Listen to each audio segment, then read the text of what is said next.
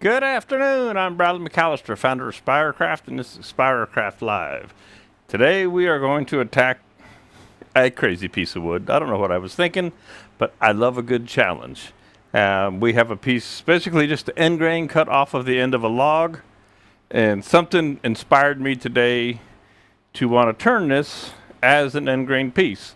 I like this profile that's on here. I discovered a limb that stuck out. I thought that was cool. I thought the profile wave was cool. The one thing that I didn't take into consideration is it's bigger than the lathe. I was thinking, oh, it's not that big. It'll drop right on there. And it turns out, hey, Joe, it turns out that this thing is like 19 and 20 inches. And so it won't quite fit on the lathe. We got 18 inches to work with, but we got a little too much wood. And that means that it kind of throws some of my ideas out the window, because I wanted to keep this guy.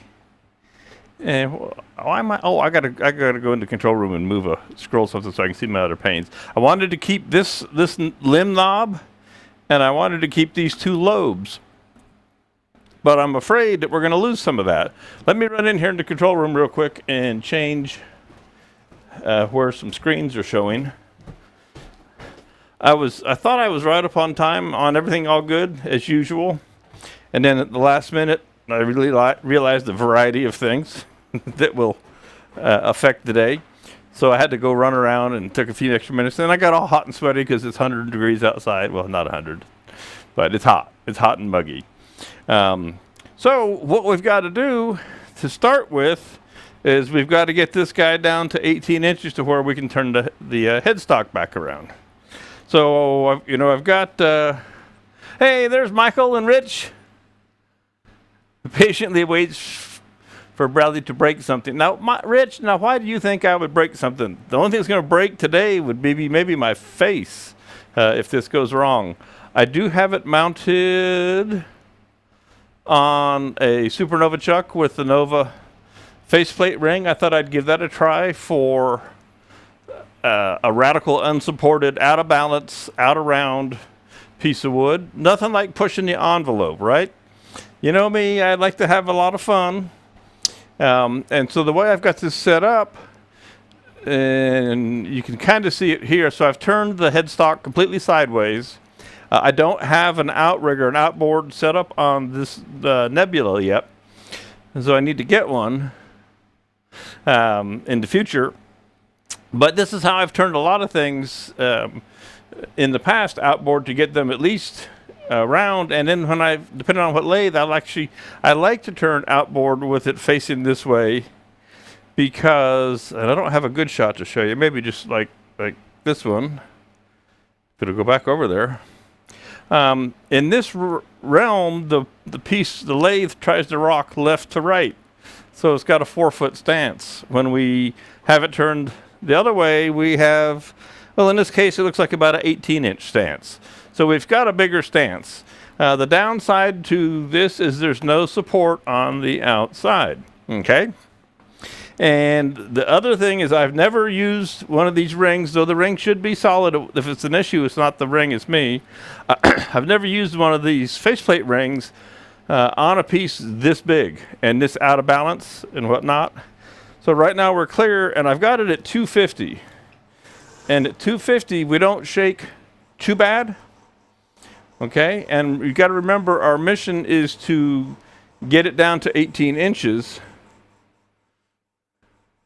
All right, and you can see from the end there, and you can see that it's definitely, the thickness varies dramatically. And I'll let you watch this as it comes to a stop. Love the break. So it's out of balance for a number of reasons: thickness and not being circle. Hey, Facebook user, mystery. I love it when mysteries come in. For all I know, it's my mom. You never know. Or somebody else, of course. Anyway, so this is the project. Let me pop back over here. Come on. And that's what we're going to work on now. I don't know how an overlay is going to work on that. But first things first, or second, I'm going to start off with the Easy Wood Tools #1 hollower. Why? Well, because Oh, wrong one. I'll get it figured out.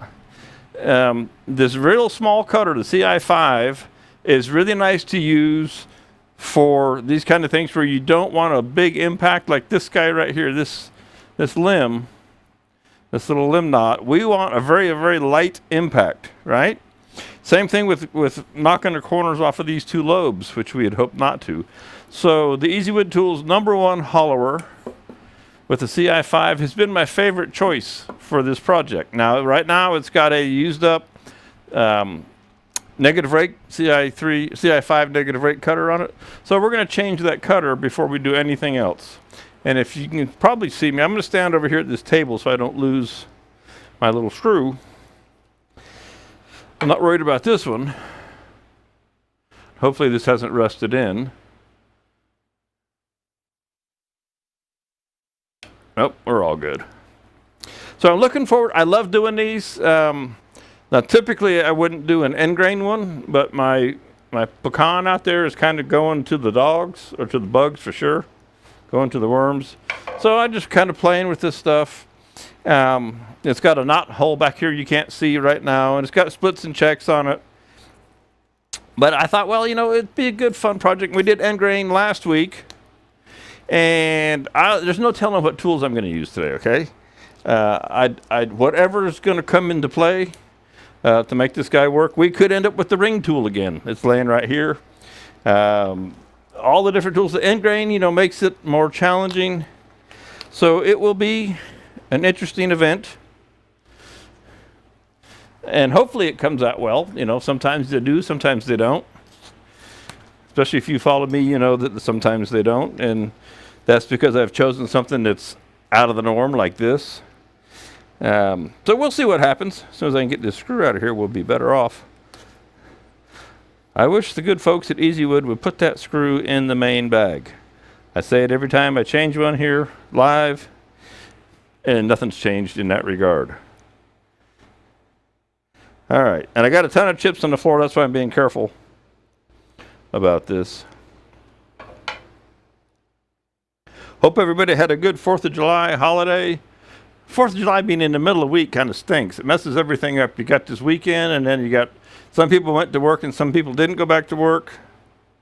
And then Wednesday was a holiday, which I actually slept in, didn't do a thing, or tried not to. Ended up actually fighting the inventory platform for Spiracraft for my website. The inventory platform was not pushing new products out like it's supposed to, and I spent the last several days dealing with that because I got lots of new stuff I want to put out there. But anyway, all right, so we're at 250. I'm going to work from over here on the left-hand side of the lathe. Now, you know, where center is it's actually pretty close to that with that all the way down. So we'll just leave that there. And again, I'm pretty sure I have checked this, and this little nub, it's about 1 inch away right now. I'll get in there a little bit closer. I did a piece like this out of the woodworking shows, which, by the way, I was on the phone for a long hour today with the owner of the woodworking shows. And if everything goes as planned, Spiracraft, retail, and I do an education, we'll be back out at the woodworking shows in 2024. They've got 12 shows on the list right now. He figures it might actually be 10 when it's done. But I said, yeah, let's go back out there and give it a go. So that's the plan. Going to go back out next winter, spring with the woodworking shows, unless something crazy happens. So that's a fun little fact there. All right, so face shield. I'm going to put you into, I think that's probably the best shot right there in the overhead. Now, if I give you that, I don't know if that'll do much for you.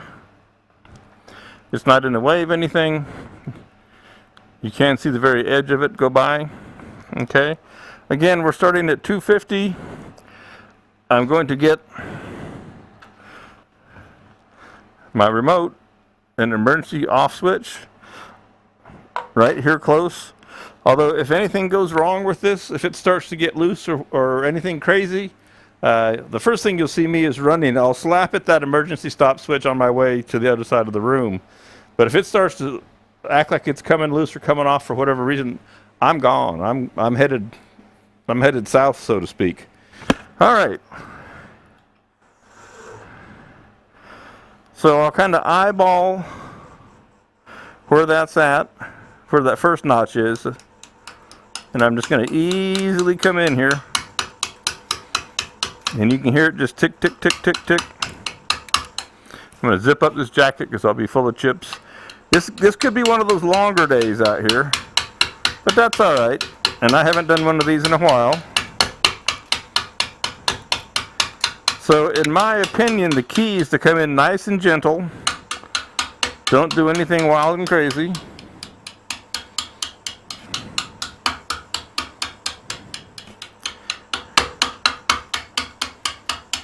I know you can just barely see the tip of the tool there.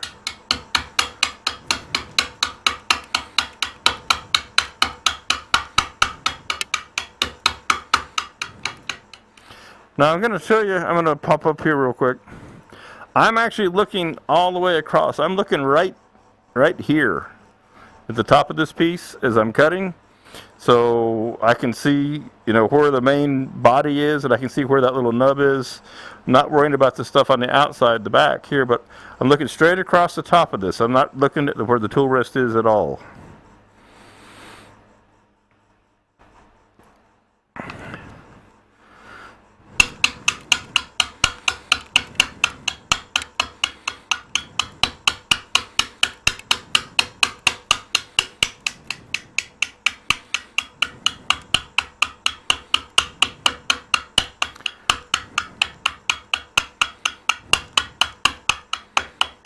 And that's the best shot with the overhead that I could get without like completely redoing the cameras or camera.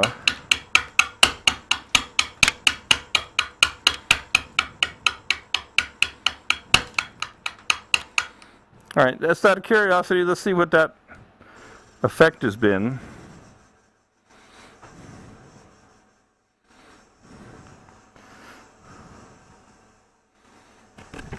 Gotta love the brake. There we go. So this is all we've been attacking is this this nub right here. Okay, we haven't even kind of got to that one yet, but I need to move over there. So we're just chipping that away, very gentle like. If you have any questions along the way, just pop them up there in the chat column. And when I stop, I'll look over and see.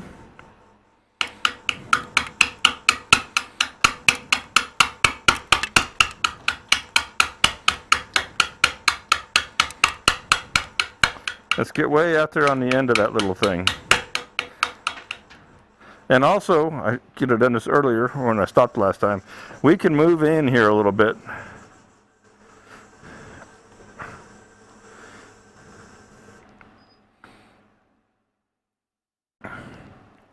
There we go. So I moved her in a little bit. Right on that.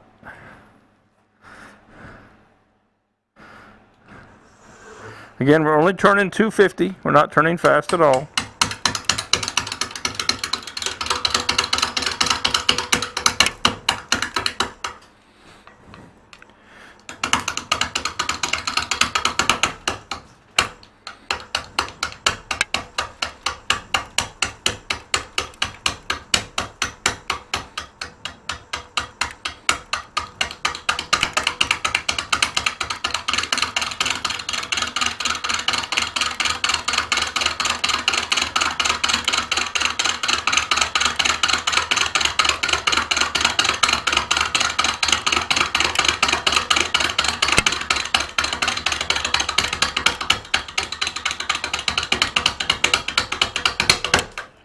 I can't decide if it sounds like a horse galloping or a car with a big high lift cam in it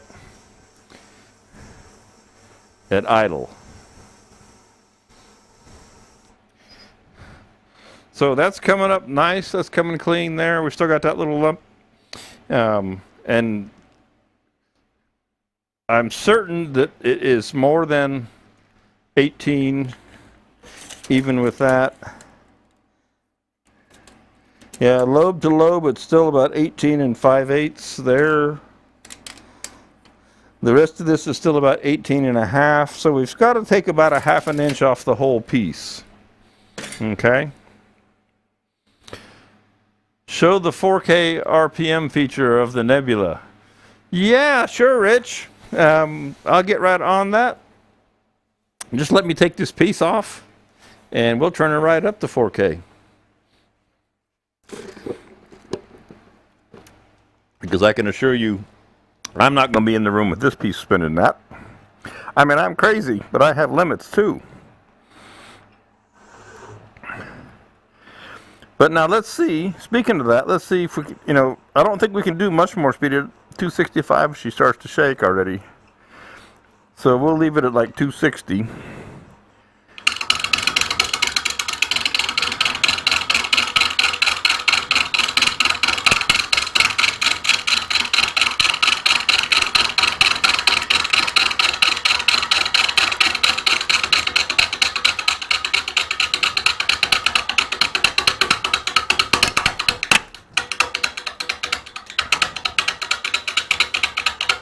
So you see the issue out there, I'm going to put my finger here. The issue out here is it's both out of round and out of true or flatness.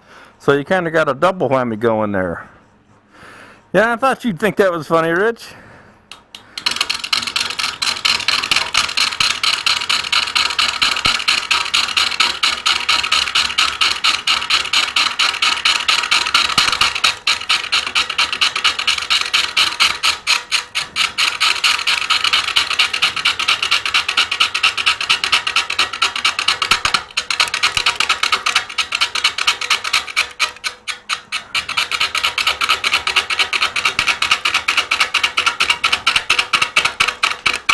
And if I didn't mention, this is a piece of pecan. It is about 1 year and 4 months cut down. Been laying out in the weather, so it's not completely dry, but it's not wet either.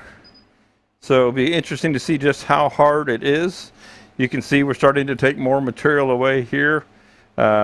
Interesting grain. It is, it's getting torn up because we're moving really slow right now. Okay, and let's see. We started to cut a little bit right here, which I would have thought we would have cut on this lumps, but we didn't. All right, it's coming right along.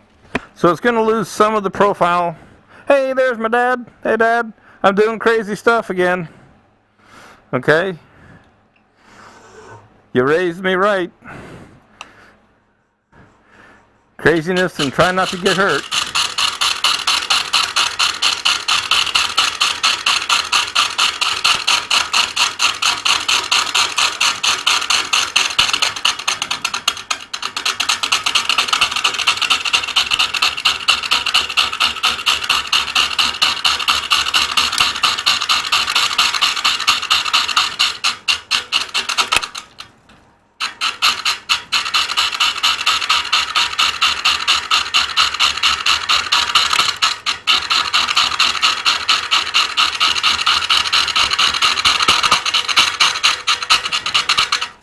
All right, let's stop, take a look at things.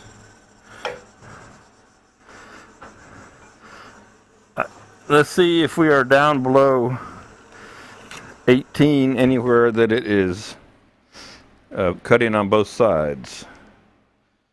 Cut in there. We are right, just at. Let's see what happens here. Let's have fun.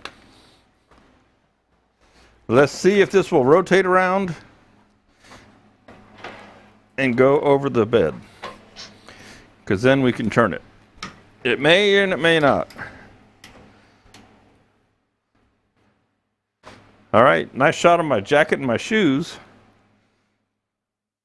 So it does turn, it clears, and I'm serious, it clears Anybody got a feeler gauge? It clears by about a 1/16 of an inch. Okay. So let's do some camera adjustment now that we've got that done. We'll just pop back up here. Okay, so we'll rearrange some things. The banjo will go back to the other end.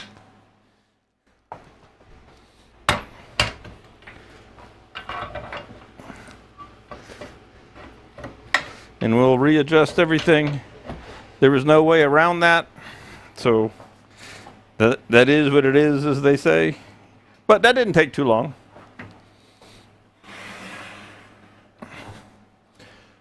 Let's see, where's that in the realm of things? That's pretty much in the middle of the screen. That'll work.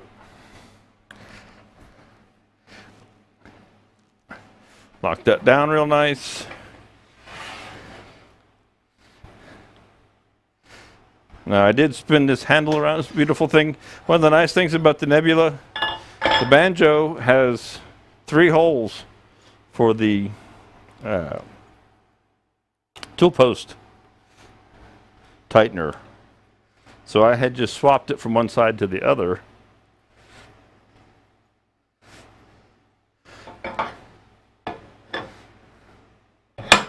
There we go. Okay, now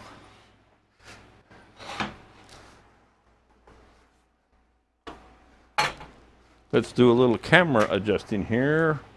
And I'm going to leave that one up. I'm going to put this one over here. I'm talking to myself, guys. And make some adjustments. So you don't have to get dizzy watching this adjust. Get a good shot. This thing's so big it doesn't gonna take much zoom. It's already gonna be full.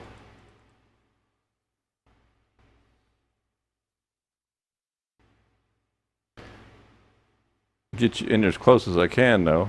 Also helps hide the mess that my cleanup crew just isn't doing up to par, you know.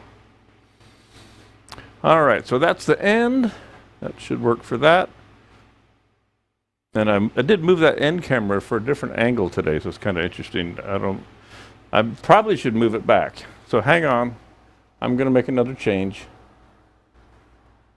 because otherwise my head will end up in that all the time.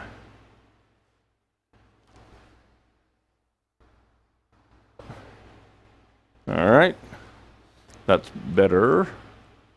And let me readjust real quick. See, you could preset, you can make presets for these PTZ cameras, but you can't cover every possible aspect and angle. So sometimes you just have to do that. So let's see how that looks on the big screen. Okay, so you can see what's going on there. Now you can see how big this scallop is right in here. Okay. And the end camera, let me see what the end camera looks like, or overhead, excuse me. Get that up here, let me adjust that. Because it's nowhere close.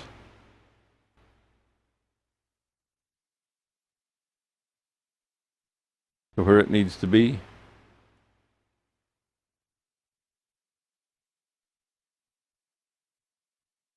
Swing her back around. There we go. At least I'm happy that I can do this now and move things around.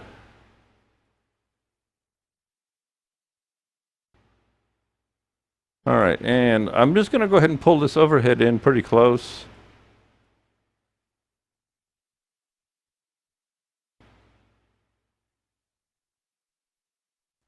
Actually put it at just a little bit of an angle there.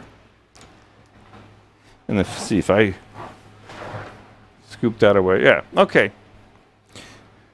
I think we're going to be more interested in the front than the overhead, but we've got the overhead in there.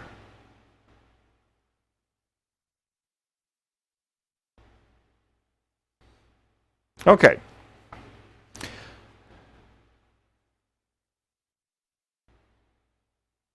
Do do do do.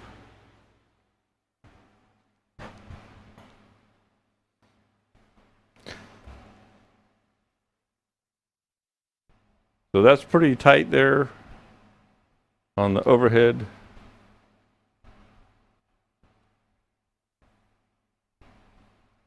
And I want to flip-flop these.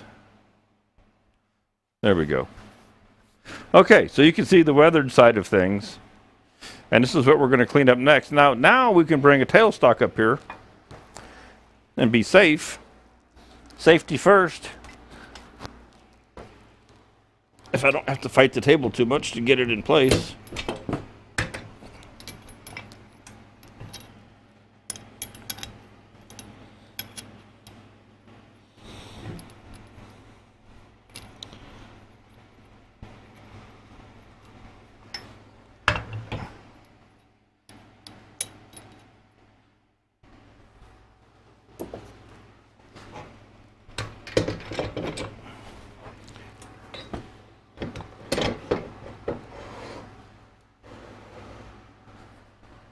All right, let's see if we can't reach out there.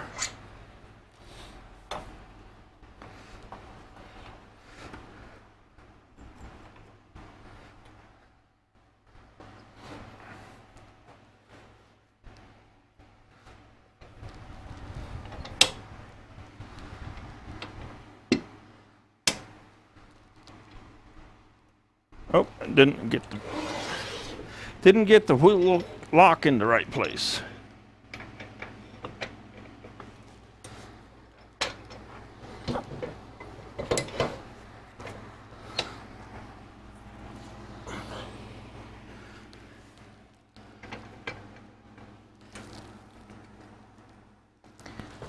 One more time. They got this table in the way over here that makes it really difficult to get things lined up.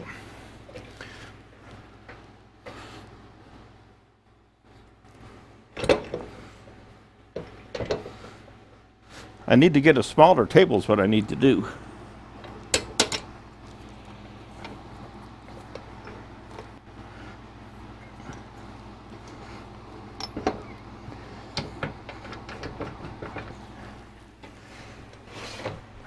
Okay. Enough of that fussing around, huh?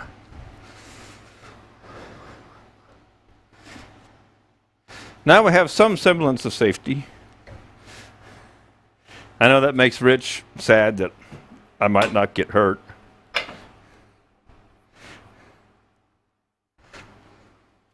Turn this guy by hand, make sure that we can get everything to clear. Looks like we need to back up our tailstock some more. So we'll just wind our way back because we need a little bit more room for the banjo to move over there.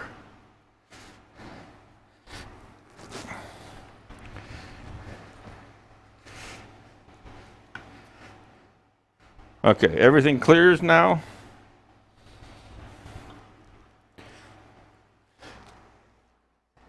And to start out with, we're going to stay with that little small carbide tool just to get a feel for this guy.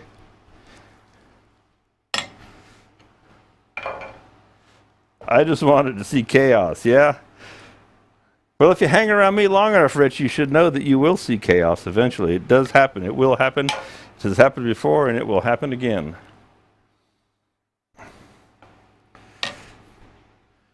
Okay, so what you're seeing is the end and an inlay. That's a confusing picture, isn't it? I think I'll turn that inlay off. And just leave it like that. All right, let's check our speed here. See, she rocks a whole lot more when we're not in the 4x4 direction. All right. And this lathe is not bolted down. It's just sitting here in the room. So you're headed for chaos now, Rich, as I try and turn this thing up to where it doesn't vibrate. All right. So let's see what we can get.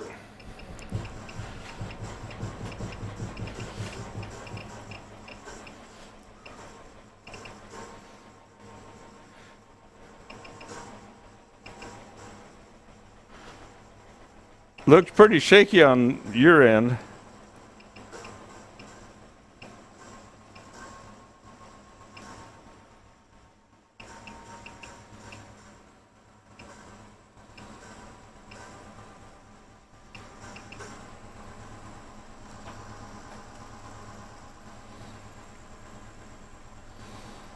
It's going to either be really slow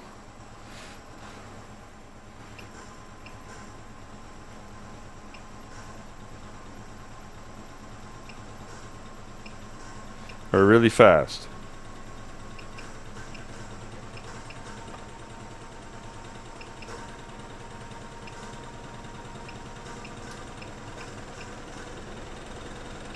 So I don't think she's going to go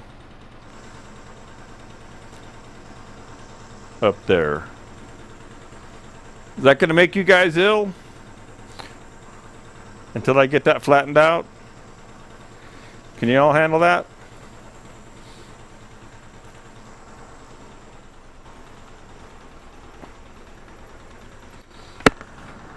I hope so, because here we go.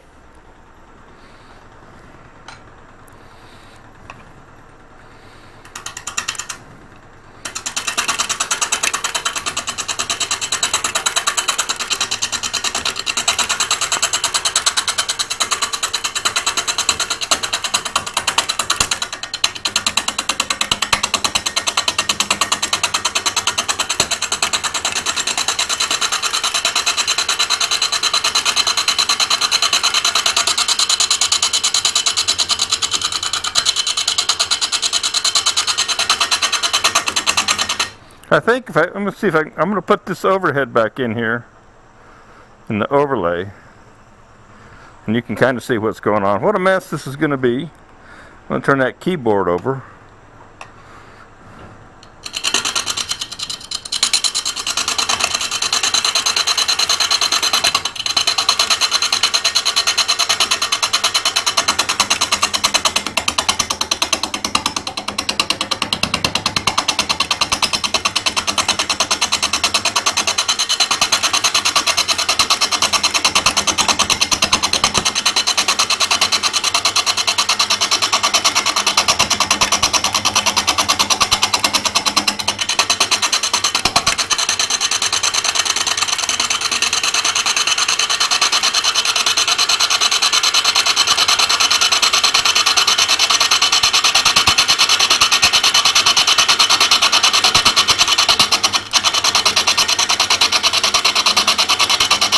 There's a knot hole in here too.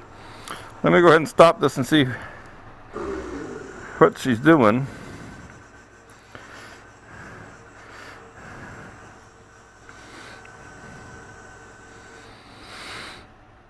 No, it's not chaos. More like the structured experimentation with an element of unknown happenings. That sounds good. That's how I roll, Joe. All right. So pretty colors. Now it's tearing, the end grain is, tearing up horrible. We knew it would, especially with this carbide tool.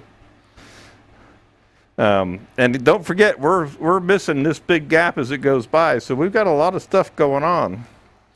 Now, just for fun, because I'd love to have fun, I'm going to need a shower after this, because this is all these teeny chips. Let's turn this guy back on, see how she does on the wind up. There we go. And I'm going to take a 5/8 Carter & Son tools, bowl gouge, and draw across here and see what we get.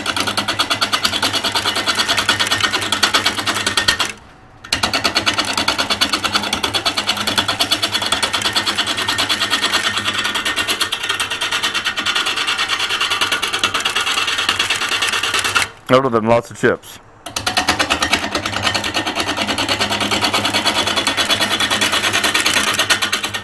So pecan gets super hard when it gets dry, and that's why this carbide, let me jump up to a bigger carbide to see what happens here.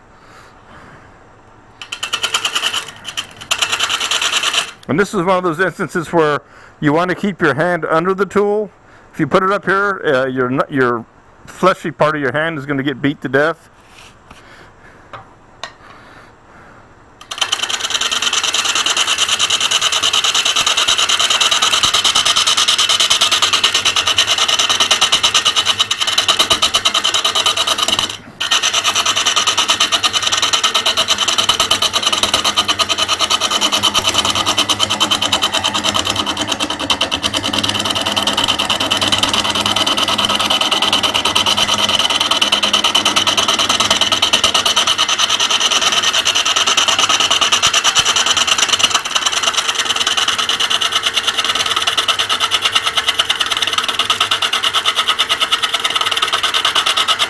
The beauty of a round cutter is that I can drop in there and use the side of it.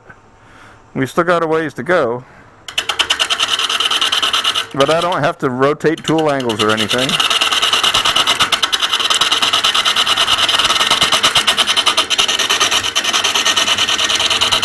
And this heartwood is already really hard.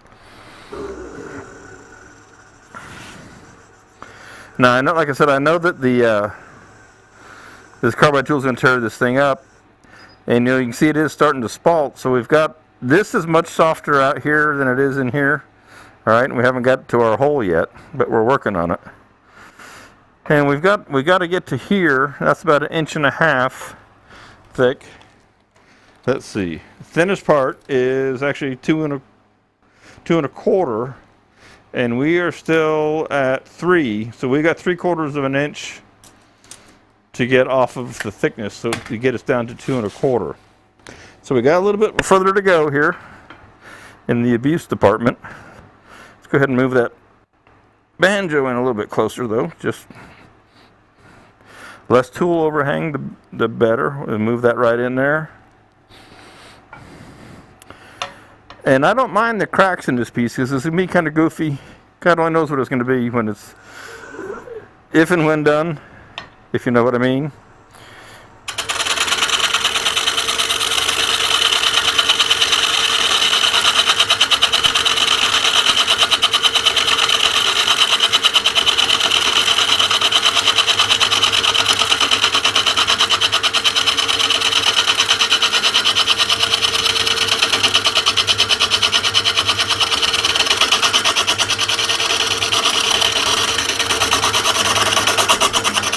Ah, this is dusty. Dusty, dusty.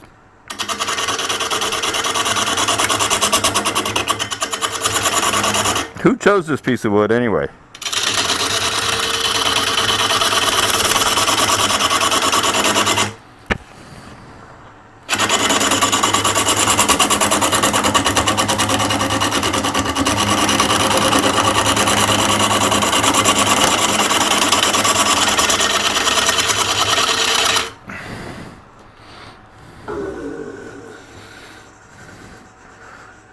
Okay, we're getting close in there.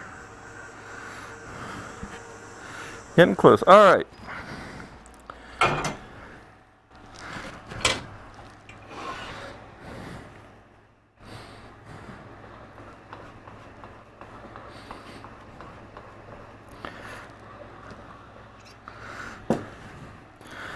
So I'm going to turn this a little bit.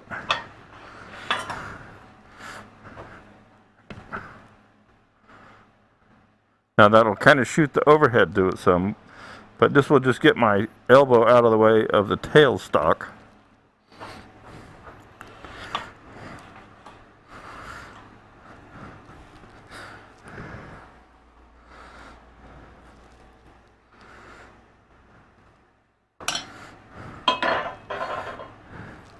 And this is another 5/8 Carter & Son bowl gouge with my goofy short grind on it. I don't know if anybody else uses it, but sometimes it does just what I want.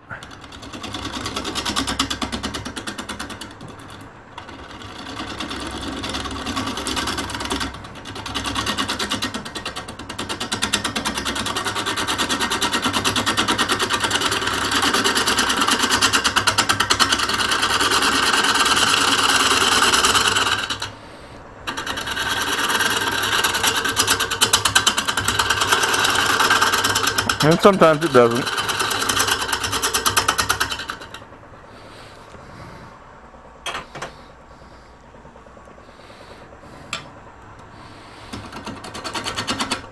Let me see something here.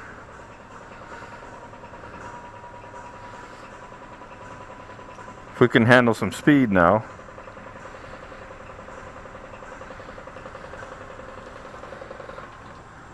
There we go. So we're up around 650 right now.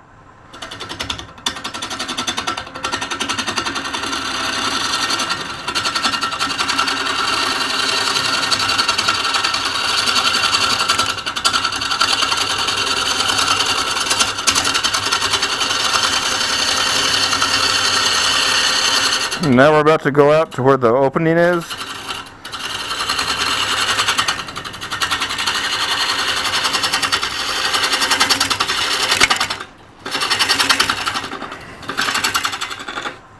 Okay. So we're starting to close in on this, at least from the bottom side. We can see we still got a little bit more to go there. I like how the brake rolls it around. So we got a knot hole there. A little bit more to go. This cuts dramatically easier than the center heartwood that's already starting to get good and dry. So we're gonna make a recess on this, a big recess on this. Of course, that hole's right there for that knot.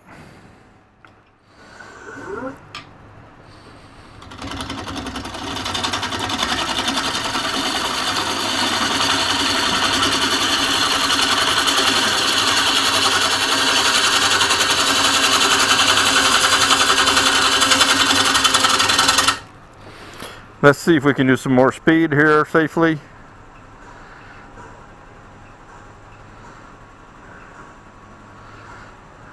All right, there's a full 700.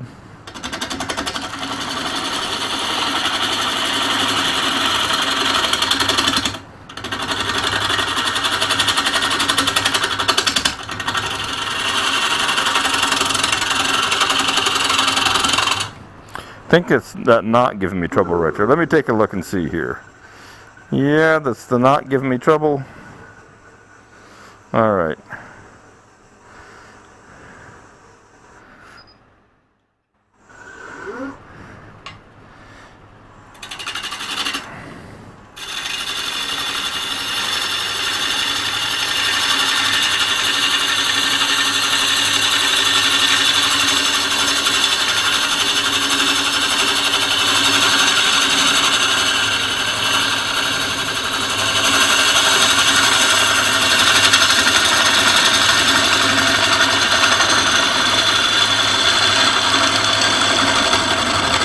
In this case, this end grain cuts easier and cleaner from the outside in.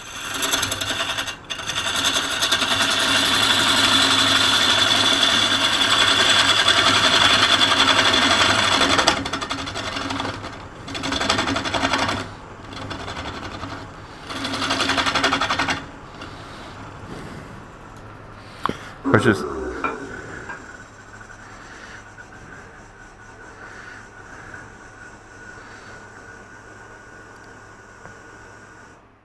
all right. This knot hole, it's got loose stuff in it. So when you've got a knot hole, always stop like I did, because we started to cut on it, and pull all that loose stuff out. It's just one less thing to fly around as you're turning by there. Now we'll end up, it comes out the other side here.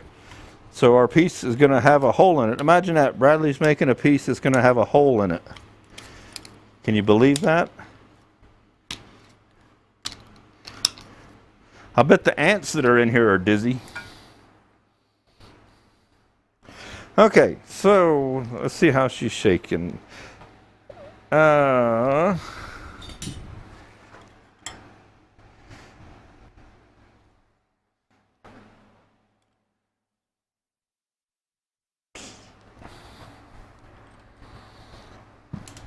believe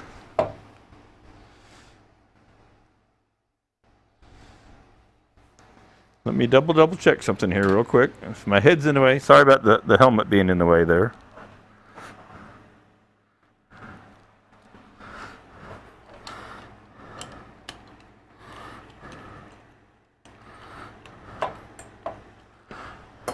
Good thing I turned that keyboard over. It's completely covered in chips.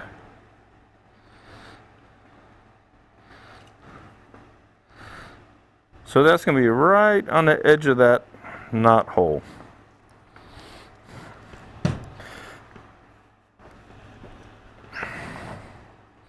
Let's make it a little smaller.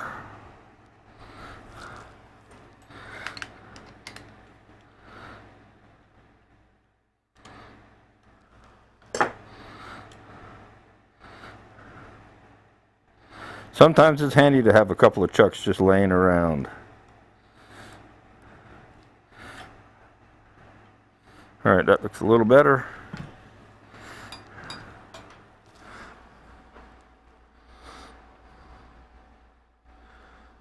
And I'm just going to take a detail style tool,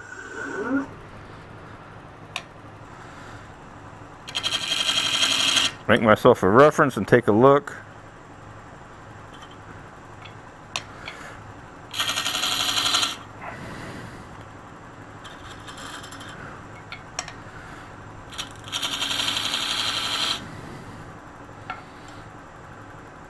And that's the one I want. Okay. So right here. Now I'm going to grab a smaller gouge.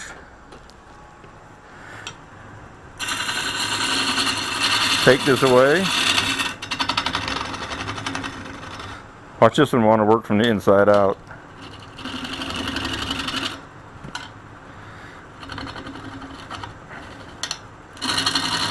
So theoretically, I haven't looked for it. So I'm right at the pith, right? The pith, we're supposed to take the pith out, okay? But this one we're going to leave the pith in it as part of the character. Yeah, sometimes it is handy to have a dozen or so. At least 3 or 4. And let's fire that back up. And I'm actually going to grab a square cutter. See if my life changes.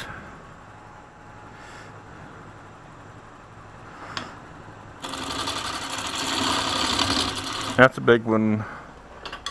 I'll change tools 36 times till I get what I'm happy with.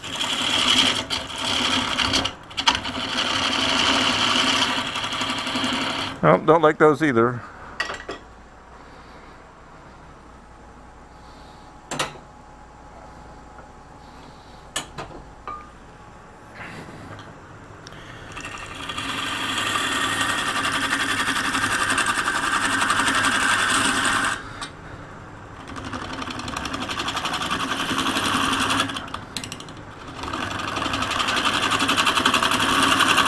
Yeah, pith material is kind of funny, you know?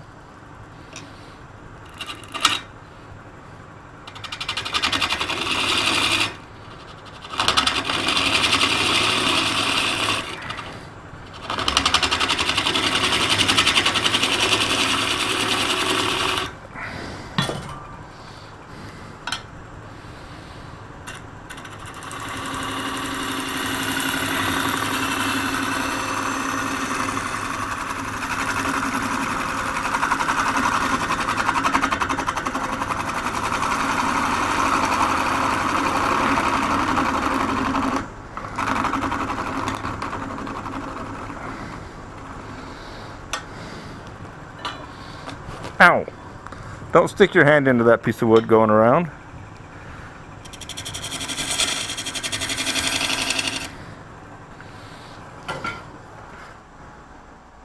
A little bit shorter. Pointy tool. Short, short, short. There we go.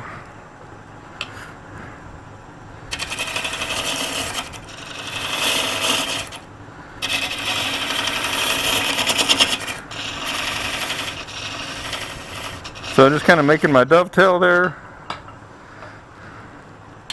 See if we can't come back in, pick that up.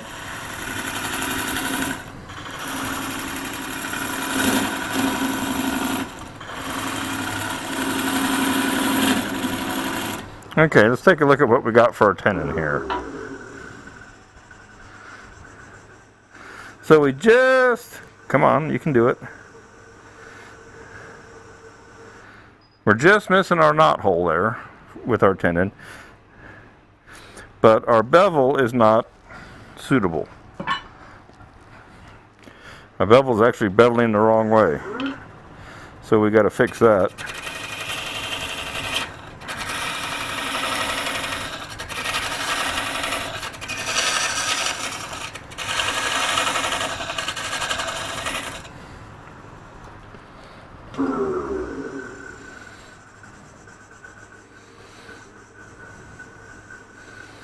Okay.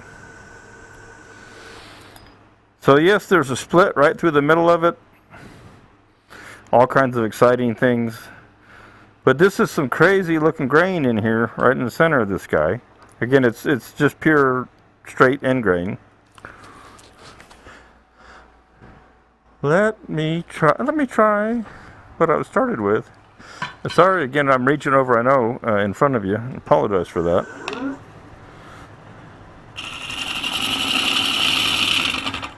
Just because they call it a hollower doesn't mean that's all it'll do.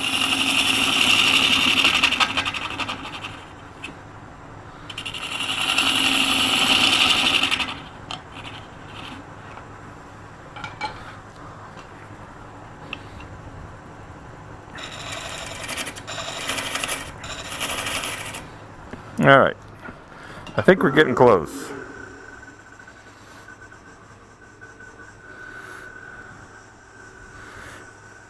And because I don't do a lot in the recess world, sorry if there was a thump on the mic, I'm going to check this just to be sure.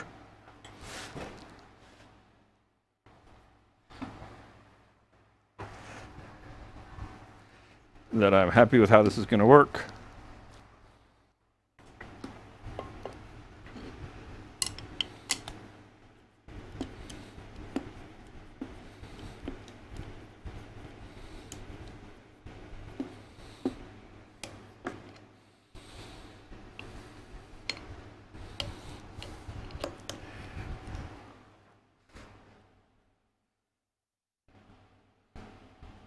Okay.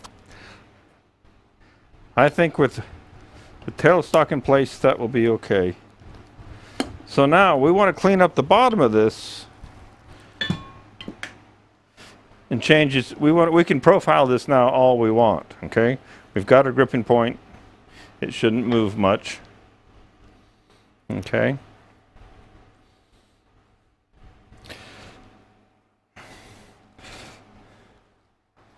So the interesting part was it was cutting best from the inside to the outside, or from the outside to the inside, excuse me, opposite of how it would normally go.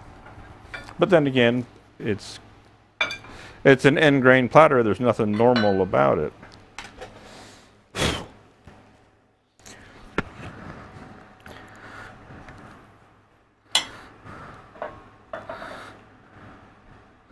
Let's just drop that right on down there.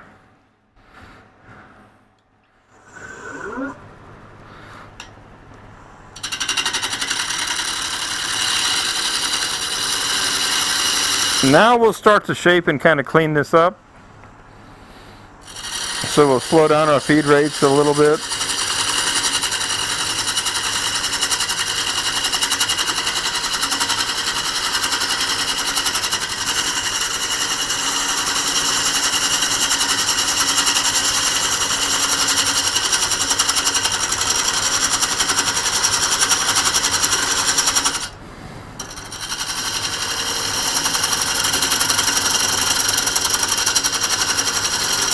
This tool's going to end up on the grinder in just a minute.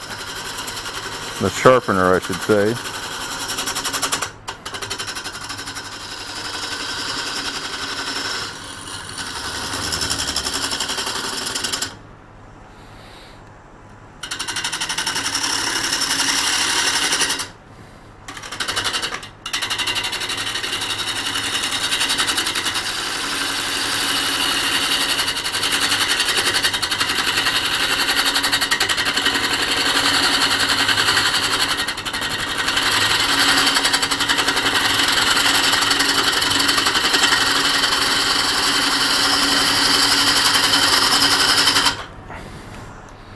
All right, let's see what we're fighting here.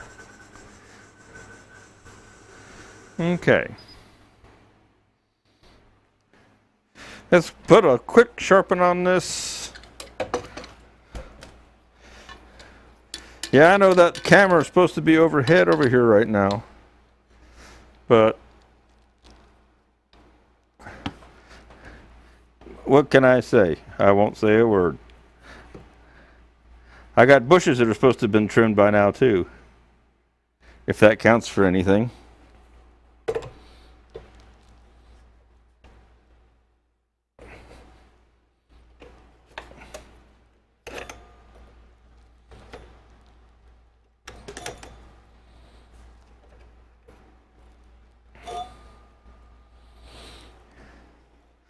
All right.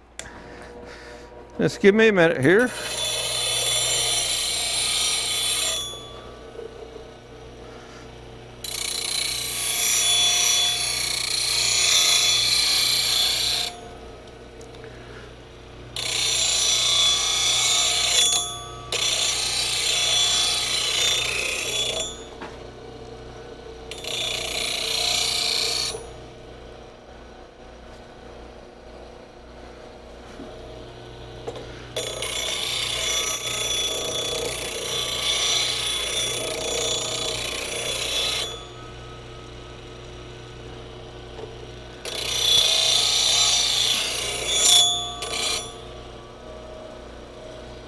Let's see if that does what I want. Got too much stuff actually over there by the grinder. John Phillips, he says, I have a big chunk of beach that looks like this. I'm looking forward to your results. Well, I wouldn't gauge my results on this piece to your beach, but I'm glad you're here watching.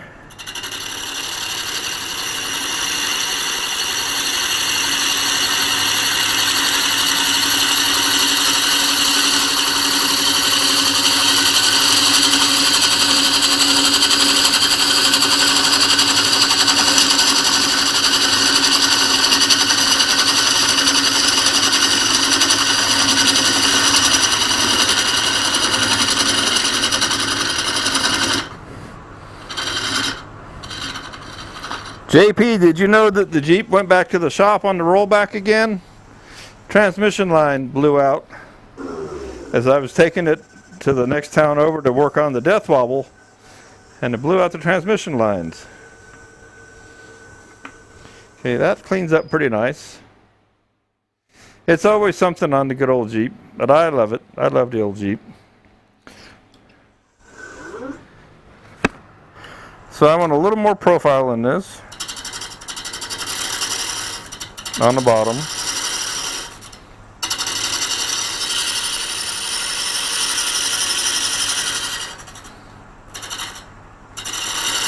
I know that edge is out of the camera shot on the overhead.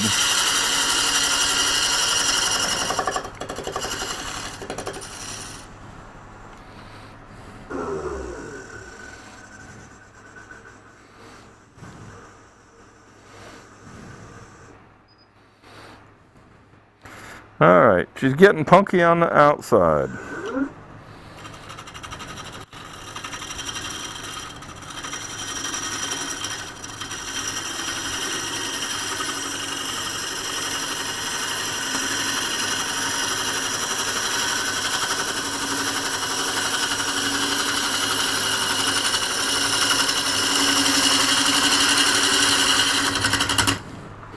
There's the Punky City.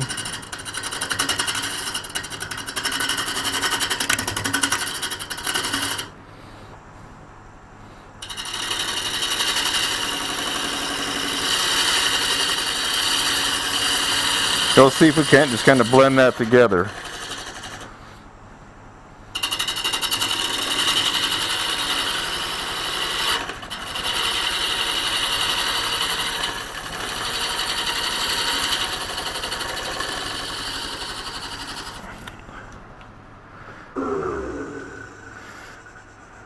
So that's right there at the edge.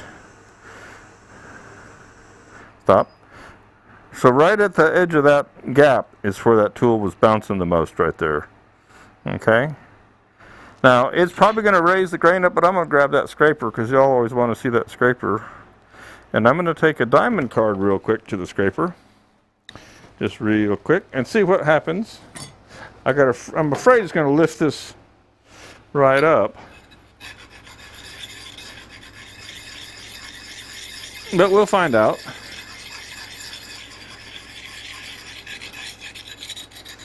So I'm just using a little diamond card, which I'll go over here where you can see.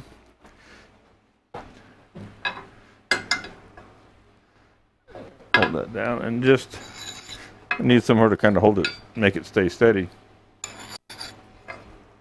And that I can see.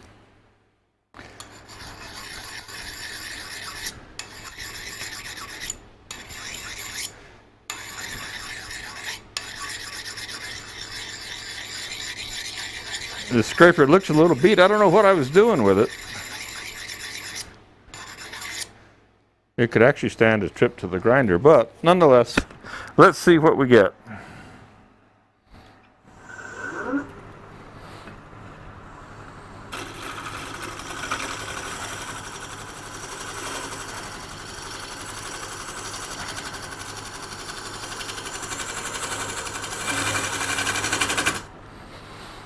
Mostly I just wanted to clean up this right in here.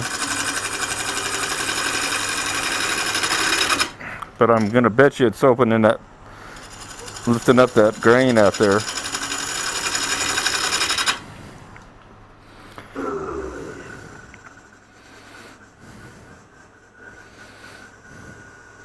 Yeah. Did okay on the heartwood, but it opened up the sapwood.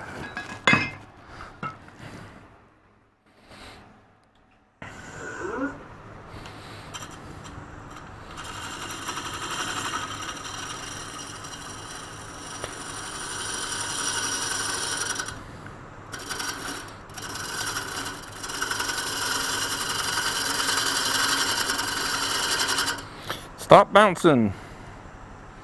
Just because there's a big giant hole there, there's no reason for you to bounce.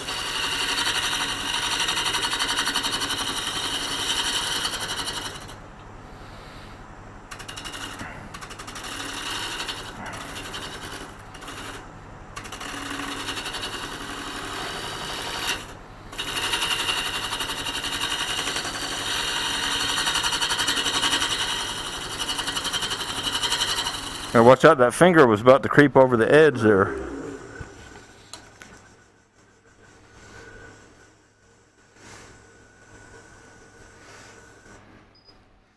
All right, a little bit more. And I'll stop fooling around with it and turn it around.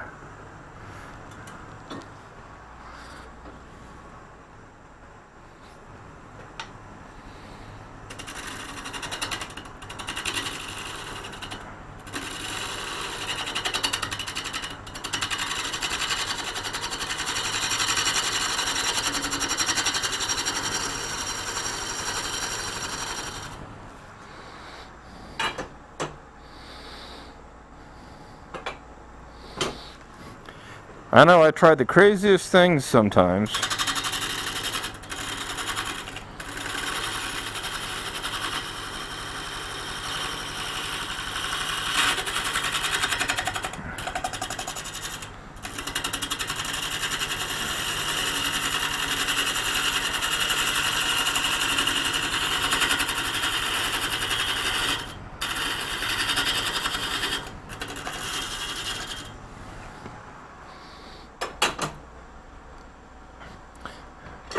And just for giggles, I know I'm going to end up redoing, I'm going to regret this.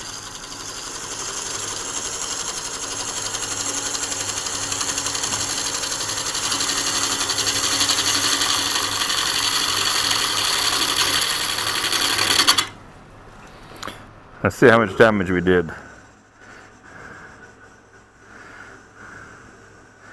Okay, well, still fine. That's a carbide, big round carbide scraper. That's fine on the in the hardwood. This stuff is really soft and punky out here now. One more favorite tool, if I can find it here real quick. I'm just kind of going through the different tools, having fun.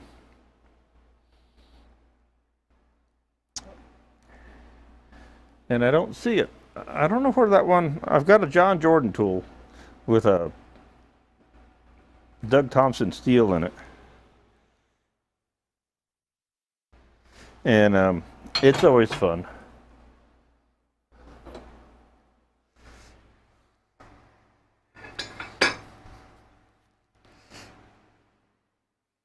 Well, I think we'll just leave it at this. One more pass with a 3/8.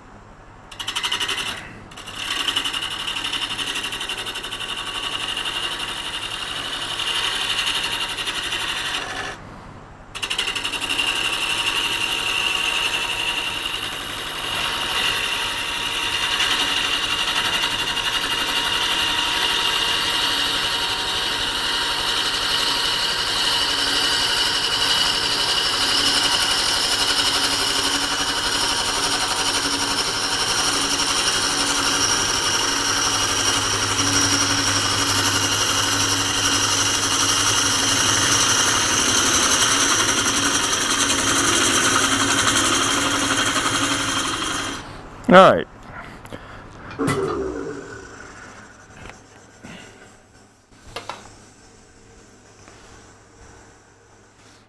So that leaves a finish actually pretty darn good. Ready for some Endosta sandpaper, a little sealer in here. This is pretty soft right in here. I haven't, Michael. But that's a good idea. You know, I don't know what I was thinking. I'll probably screw this up when I do. I got 3 handles, but I'm not sure where the shaft is. Let me look real quick, because I was thinking about that when I was setting up. I was like, well, I could try that little round tool and probably make a huge mess. Thank you for pointing out that I haven't used every tool in the box yet. But close. All I got to do is find it.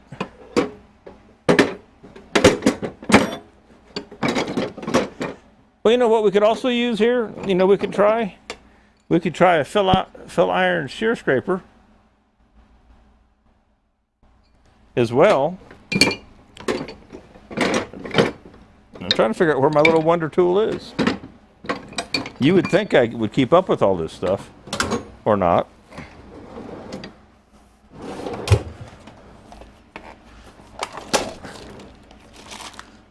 There we go, look at that. So Michael, if I wreck this, it's your fault, okay?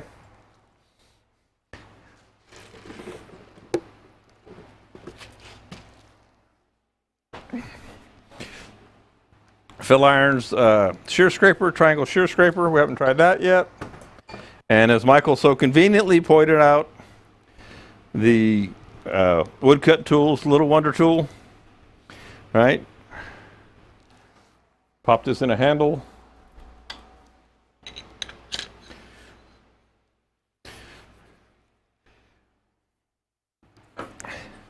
It is an end grain tool, so theoretically, the concern I have, the legitimate concern, is that it's such a round little cutter, and the round cutters tend to make ocean waves, and then you have to come back and get the ocean waves out. But I'll give anything a try, because I'm here making wood chips. That's what it's all about. And I'm having fun, because I'm turning, I'm not in the office, you know? Let's see what happens here with this guy.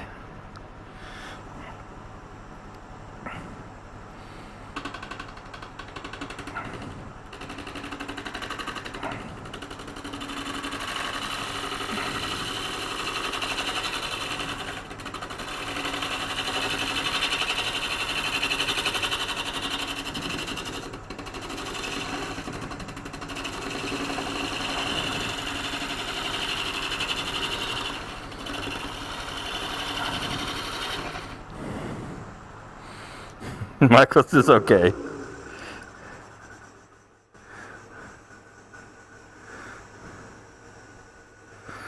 That's just like cellular. It's beautiful, but the cells are just starting to disintegrate. Let's try.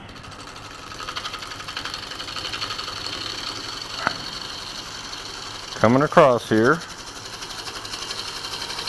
These round cutters are pretty cool. And I can fix this little curve that I've got in here as well.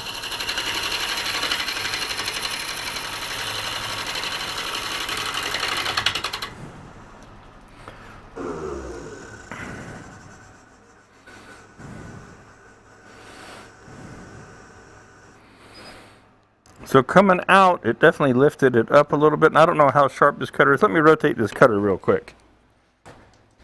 This one may be in its original position, provided I can find the appropriate wrench.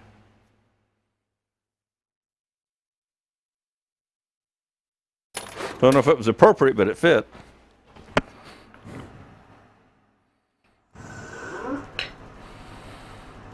So when I'm coming from the outside to the inside, I'm actually working to utilize the bevel. This piece is moving, by the way.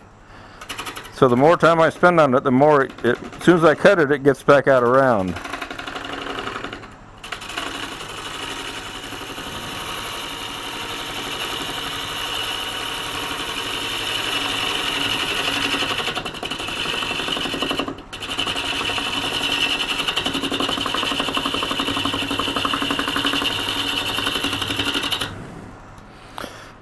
So it was riding along nice on the softer wood.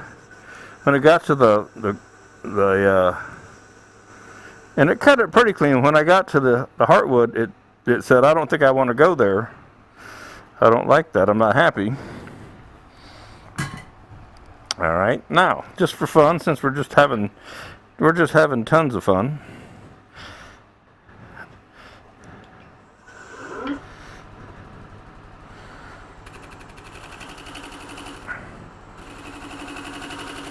This is the Phil Irons shear scraper, and I'm actually just trying to blend in this little lump that I made here.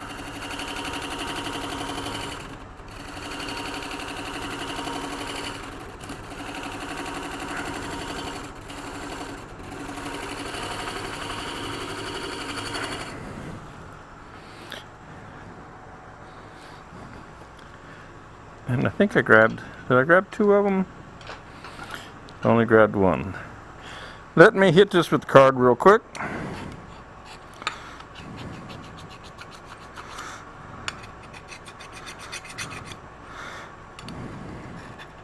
You have to keep a little burr up on there, so I just got my diamond card out here again.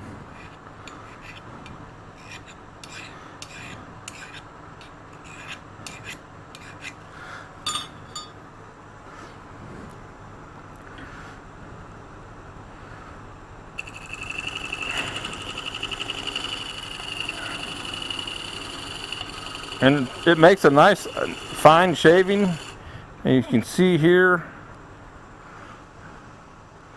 definitely in the overhead, and I'll come up closer. Makes a real nice fine shaving. Granted, this thing's full of cracks.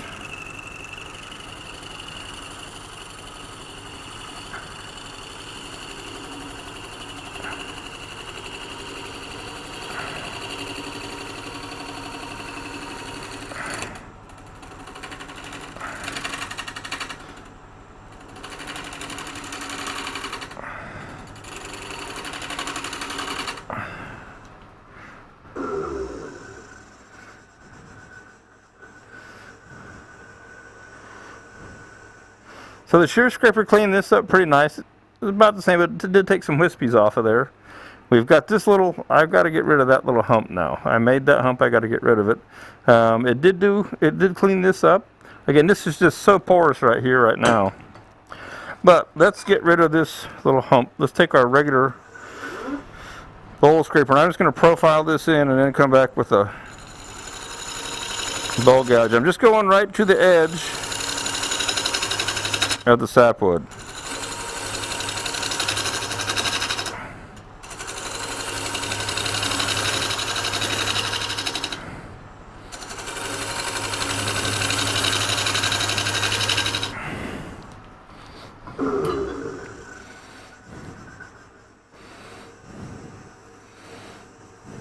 Okay. Sorry, I'm reaching in over into the camera.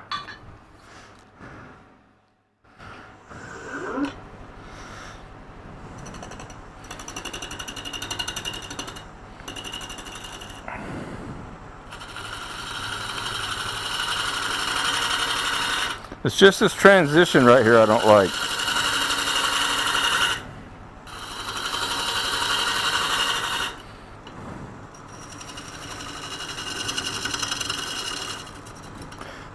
I should have started outside the knot, but I didn't.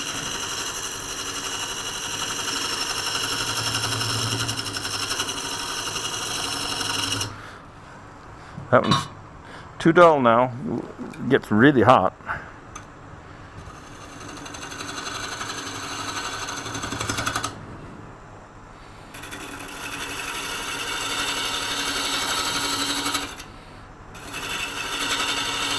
You'd never believe you can spend that much time in a little 1.5-inch area.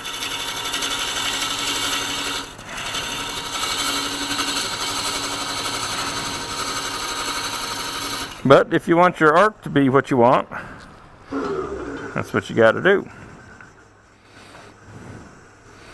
All right.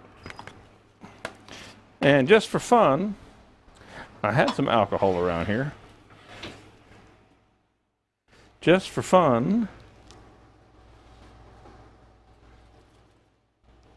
Yes, here's some alcohol. Let's see what this would look like. And it'll only be a fleeting glimpse with some finish on it. I'll walk around here so I can get into this. Hiding in, there it is.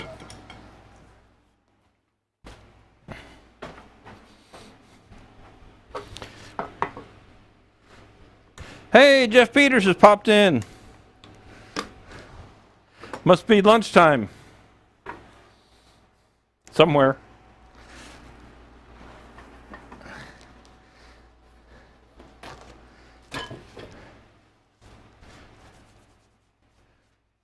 So Jeff, you weren't here earlier when I started. Shortly after I started, I was talking about I had been on the phone in about an 1.5-hour meeting with the owner of the woodworking shows, and I told him that Spiracraft, retail, and myself doing education are on the docket for him to come back out next year. So this is a little grabby for paper towel. I need a spray bottle. And this thing is like a sponge. The cracks kind of look like flames almost.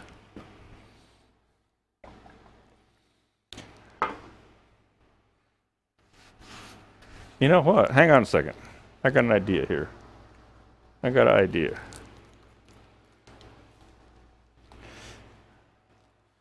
I got the perfect idea for this, he says.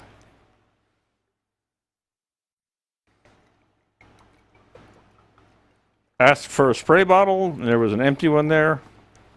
You shall receive.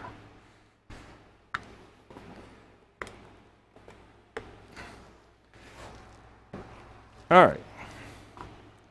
Now we can spray some alcohol on this thing.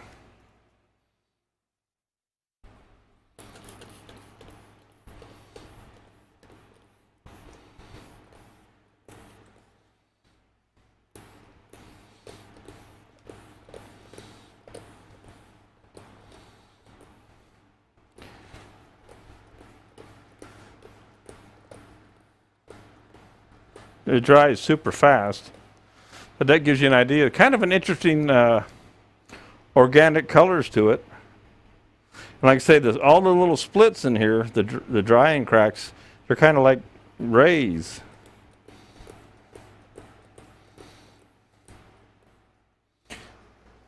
All right. So there's a look at it. Very organic, very, especially with the profile and all that stuff. All right, let's go ahead. Let me pop this up here. Turn this guy around. If I can find all my stuff. That's what happens when you pull too many tools out. Start losing track of things. There we go.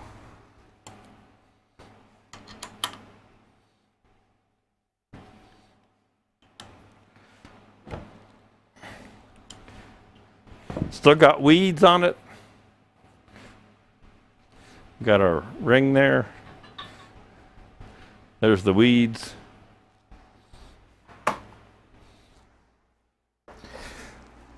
This place is definitely a dust bowl now. Definitely going to have to clean it up.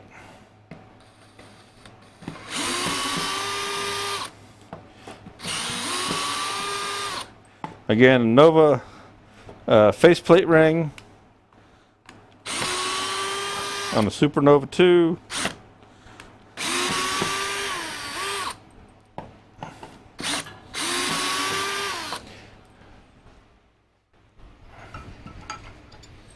Got sawdust in my eyes. It is dusty in here, gang.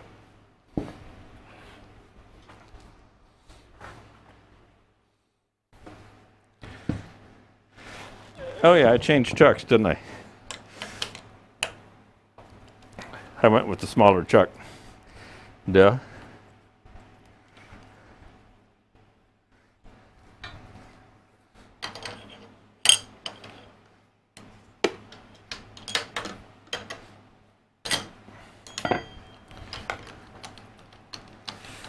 I was like, that's not going to fit. That won't work.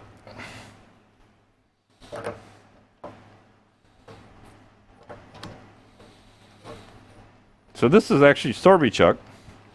Just happened to be here. Hanging around, laying around.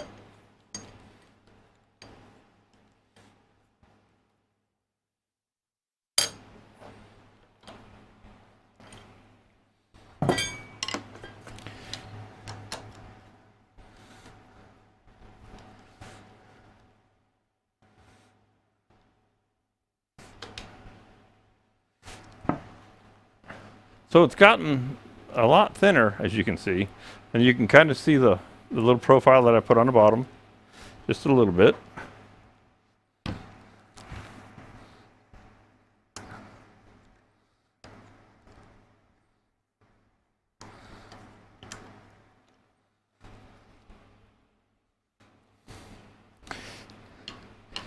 You know, it's funny when you've made tenons your whole turning career, more or less, predominantly.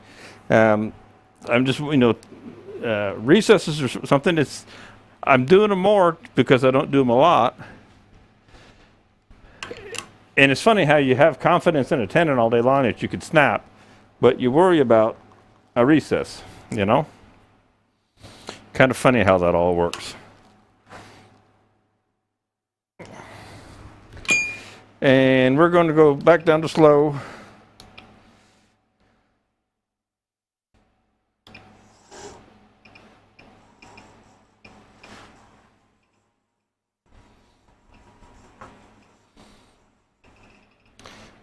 And I think we're going to turn this around.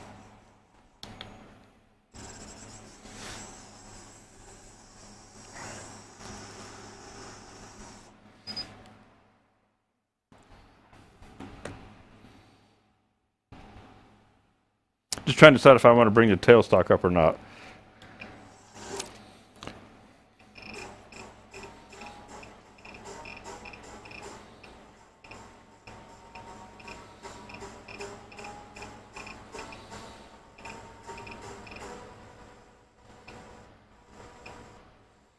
Up there around 600. Okay.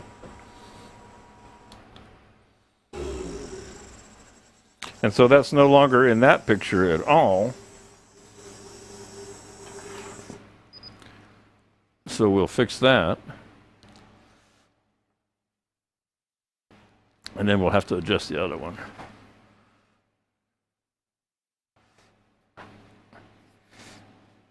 Hey, there he is.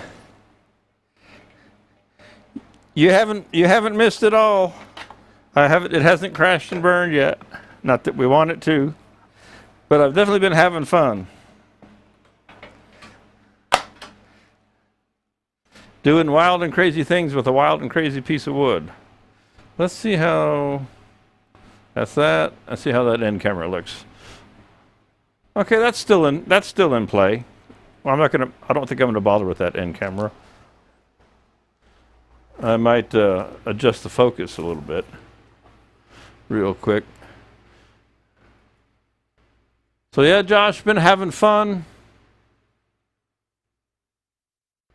Started out with this crazy piece that was too big for the lathe.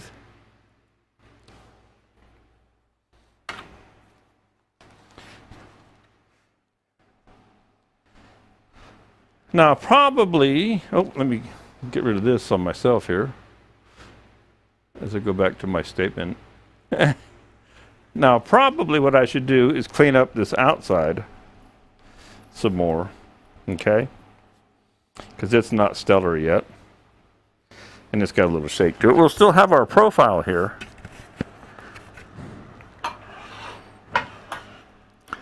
So we'll come on over here. That's as far out as I can get without turning that back in.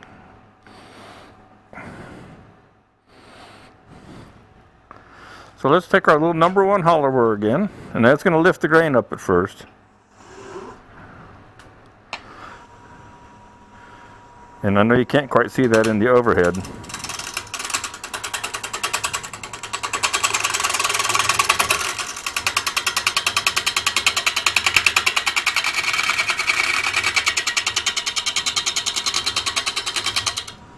Let me see if I can fix that overhead camera real quick. All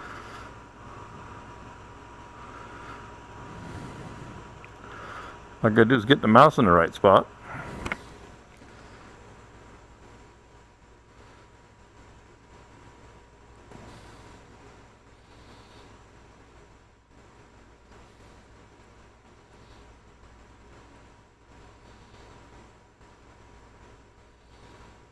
There we go. Boy, from 10 feet, it's really hard to see a white mouse on a white screen. Yeah, it's got a funny shape to it, or a unique shape.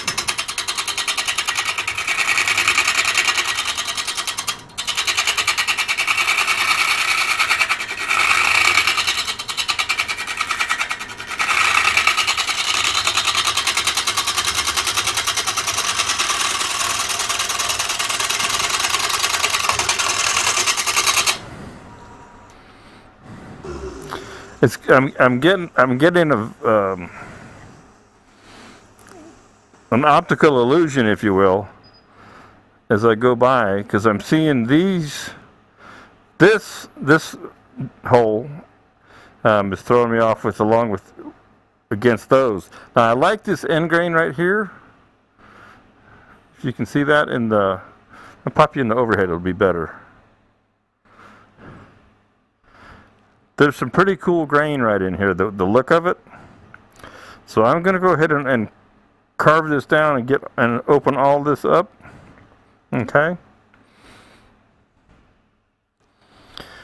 Because it's all about the look, right? It's all about the look. That's what they always told me.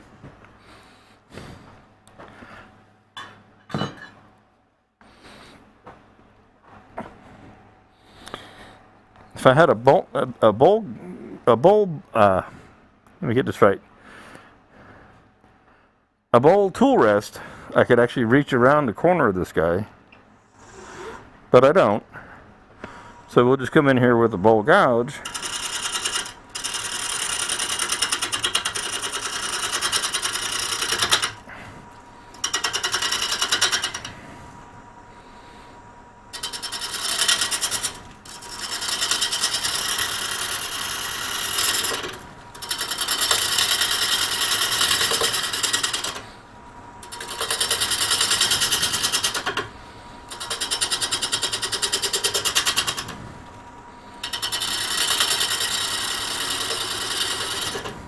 So let's see if I got all the way down, all the way around.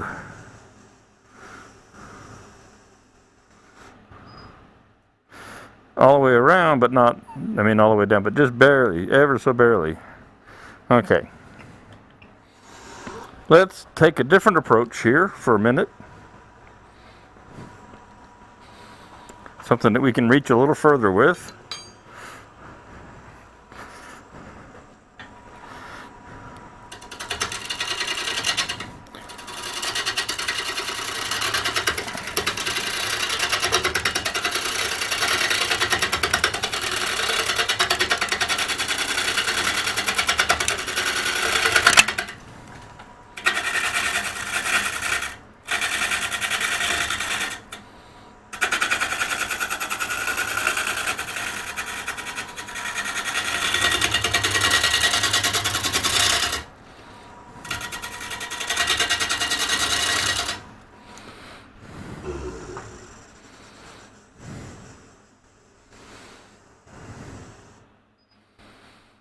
There we go. So I got that much more to go, and that right there.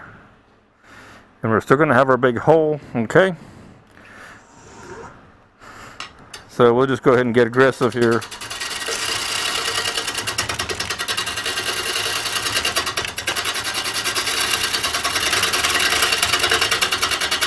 It's kind of funny, you can smell the musty earth in the wood.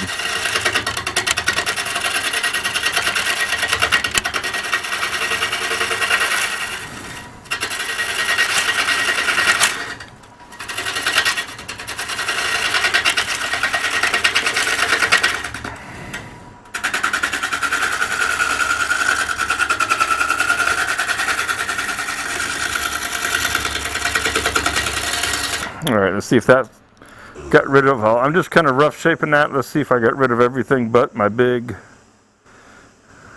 gap. Wait for the brake to let go. Hey, there's some holes there. Imagine that.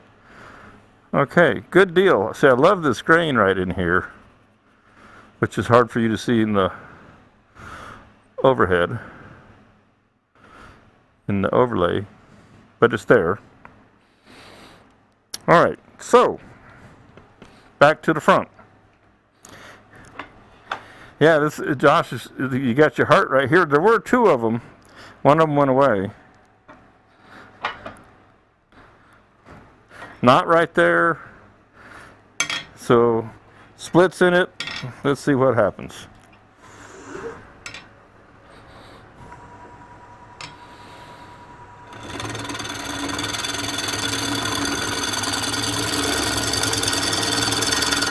Dried pecan, nice and hard. Let's just go ahead and do this.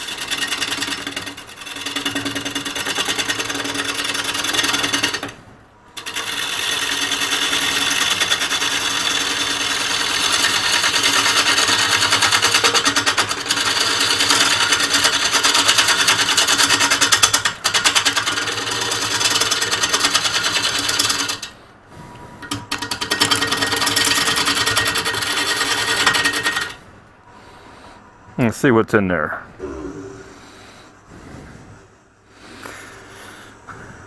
Well, we got lots of little voidy spots. Okay, and that knot still. All right. Let's see if we can't turn this up a little bit.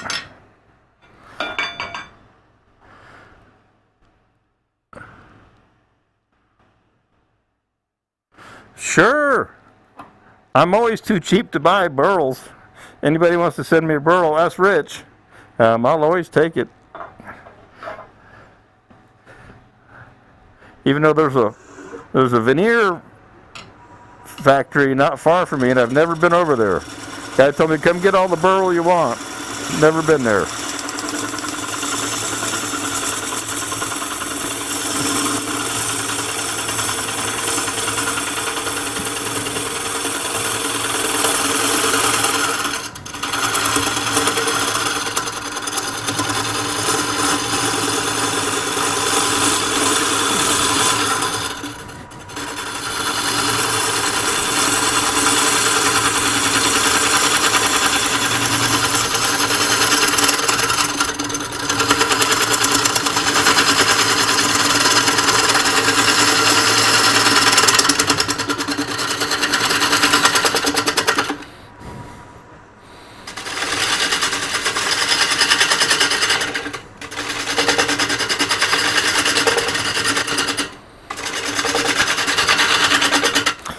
So Michael, let's see. Let's go back to the little wonder tool now that we've got plenty of room to work with here.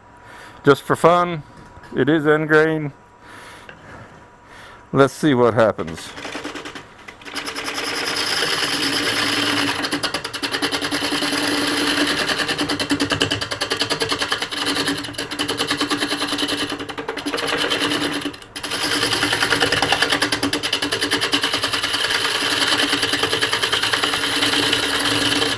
There's something in there that nothing likes.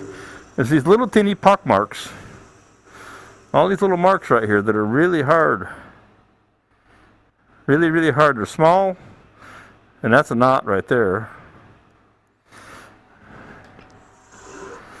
Let's see. We're brave enough to take this guy on up some.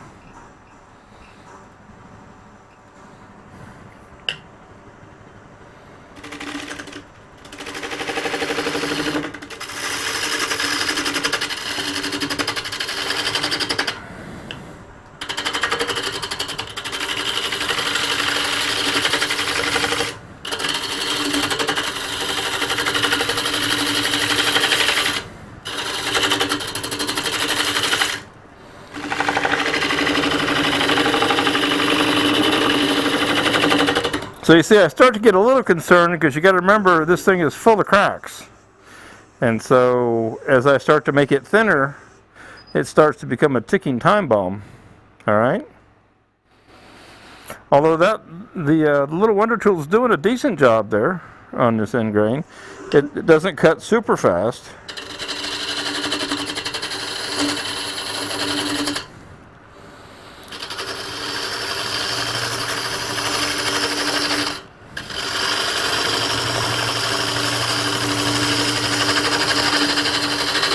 And that heartwood is really hard. So I'm going to stop for a second and take my mask off. How am I doing on time anyway? Can't quite read the clock. 2:39? Yeah, okay. I got 20 minutes.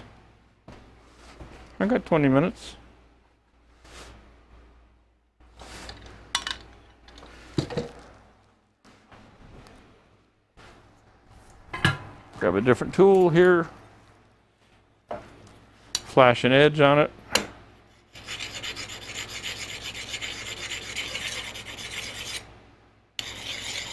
I haven't turned dried pecan in a long time, and there's a reason. It's really hard once it dries. Green is no big deal, but once it dries, it is not your friend.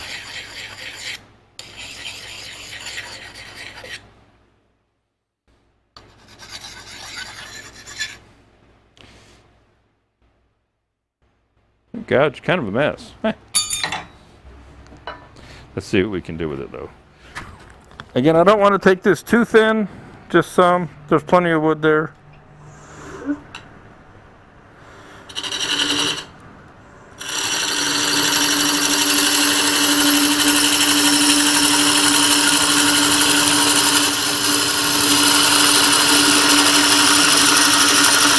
Amazing what a quick trip to the diamond card will do.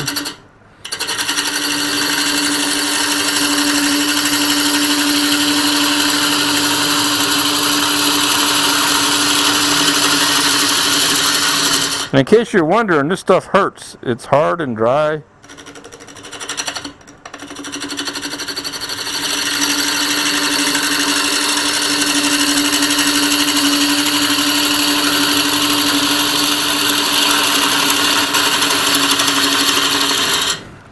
See what that looks like inside there.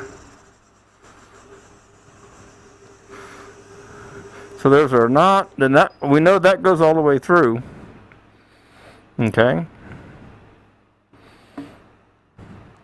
Let's go ahead and take it out. You could see it move there when I pushed on it.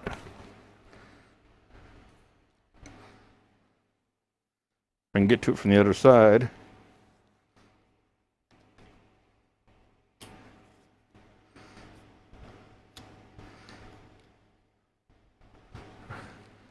Or we'll push it down anyway. All right. It will show up again eventually here. All right, back we go. By the way, we're turning about 7:30 now.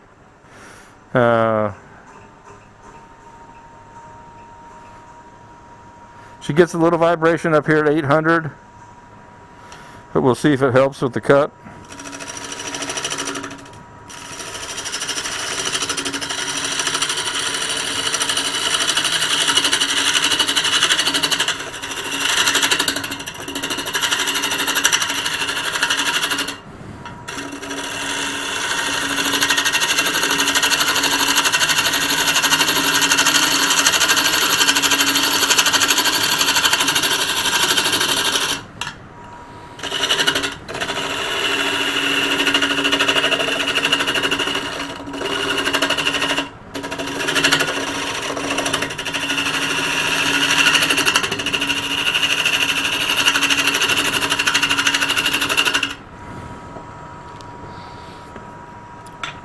Starting to move and bounce.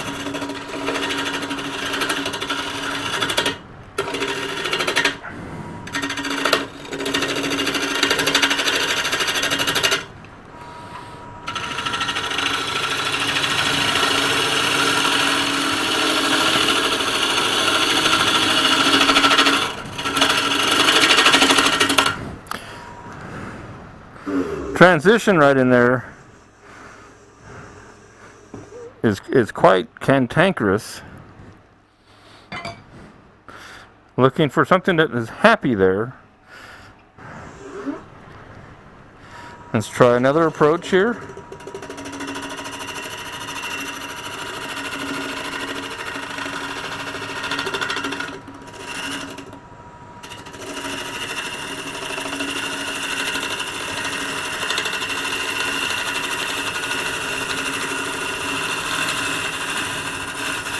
So I've dropped the handle way down.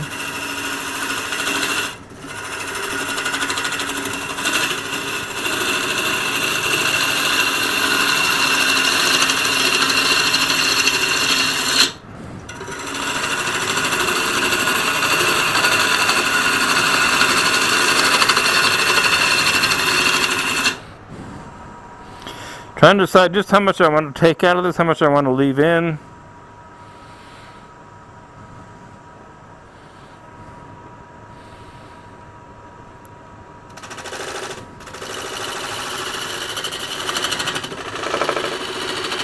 This stuff is so soft, such a difference in the density. It bounces like crazy. And of course we got a hole here. Let me freshen this up again. When it's fresh, sharp, it doesn't stay sharp long. Excuse my head there.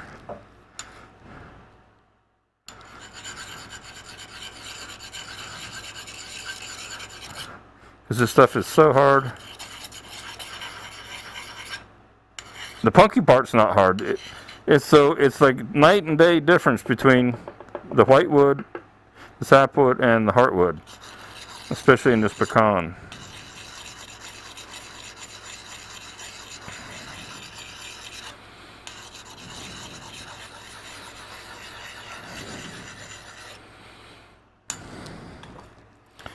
And then of course there's our knot hole when we get back down to it.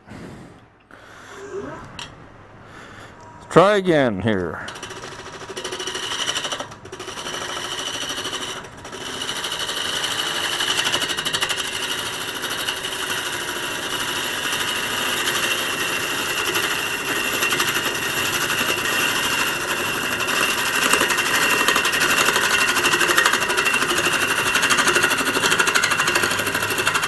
Back up, pick this back up.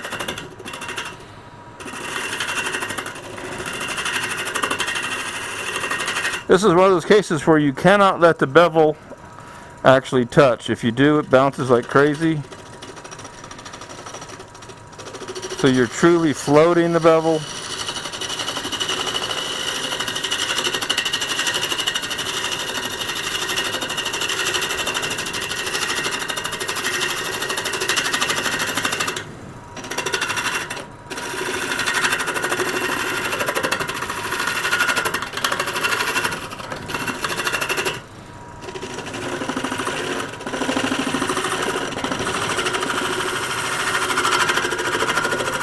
Starting to hear sounds that don't make me have a lot of confidence. It's starting to get a little ring into it, just a little bit, because like I said, it is full of cracks. I knew that going in.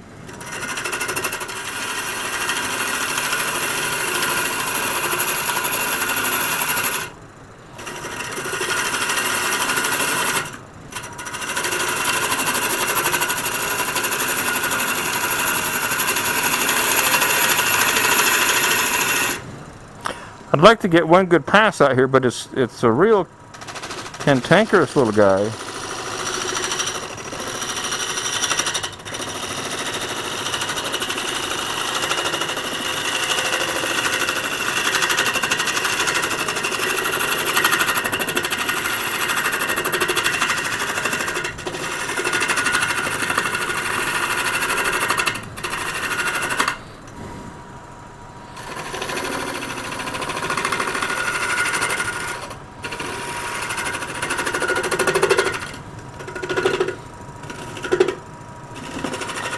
You can hear that hollow sound. We know it's not hollow,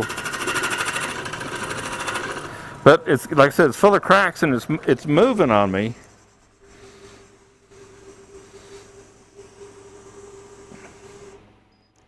There's a crack running across here, and then this one's running out. There's radial cracks all out through here. And so it's starting to move. It looks cool as can be for organics. Okay. I'm kind of leaving that middle in for a little structure right now, if you know what I mean. So what I think I'm going to try, so I'm going to run over here and stick this bigger gouge on here to see if I can't alleviate some of that bounce that I'm getting out of the difference between the two woods, the differentiation between the softwood and the hardwood.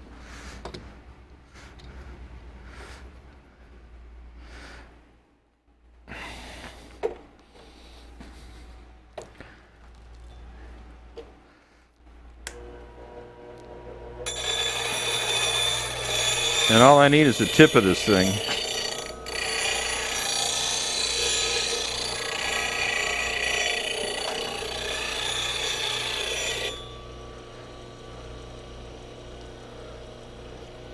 Only need to about 1 or 2 o'clock.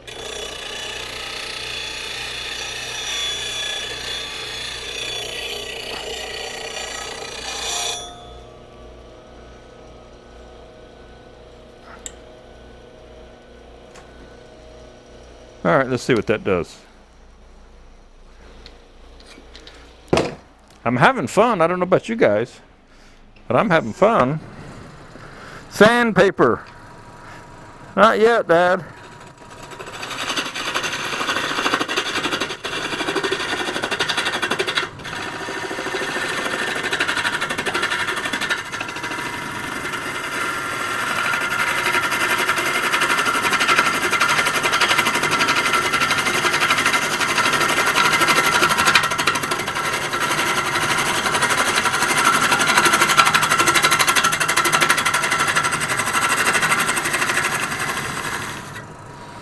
All right, let's see here.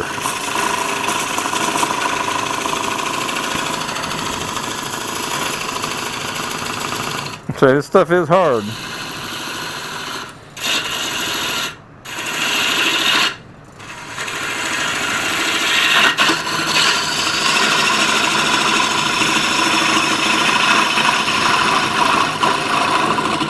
Sounds hollow. It's kind of scary.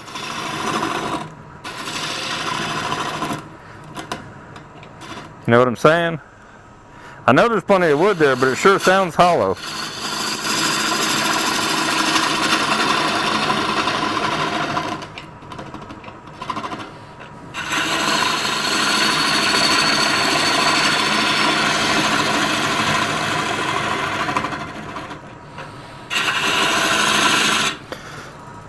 So, is that out of focus? Let me stop something here real quick. If that end camera's out of, no, it's not out of focus. It's just when it's spinning, it's out of focus. Okay, there's that knot hanging around.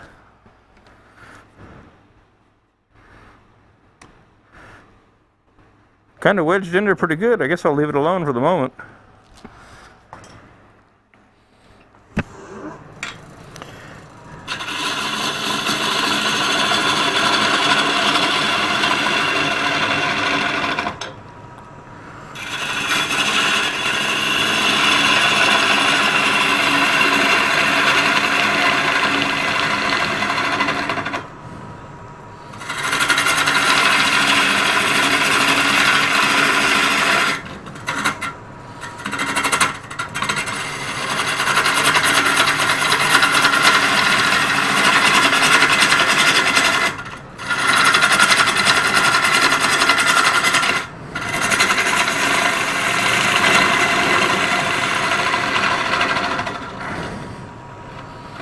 Get off there.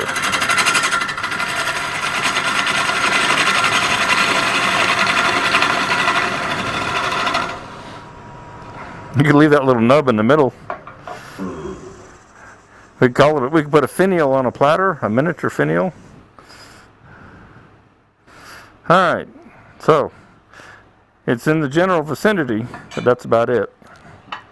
Let's see if we can't shape it up real quick before time runs out.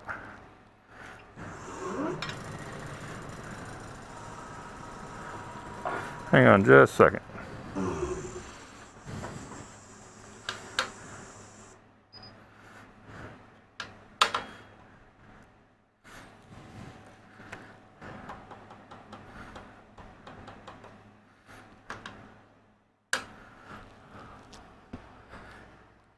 Seems like I got a little wiggle going on. Just maybe. Or it's just moving on me more and more. Alright, that chuck loosened up a little bit.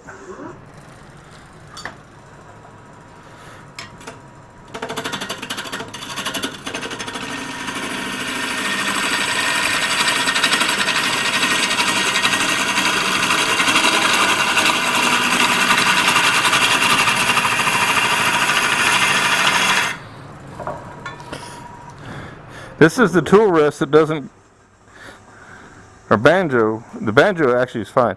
This is a different tool rest, it's not the Nebula one. It doesn't go down low enough.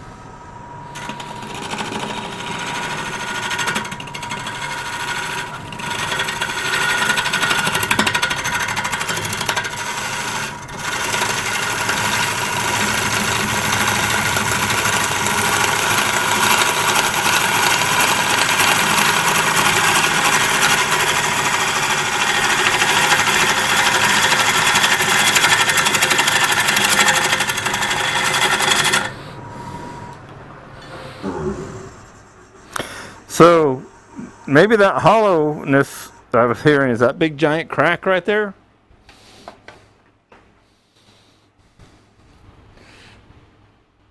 Probably is, along with the knot hole.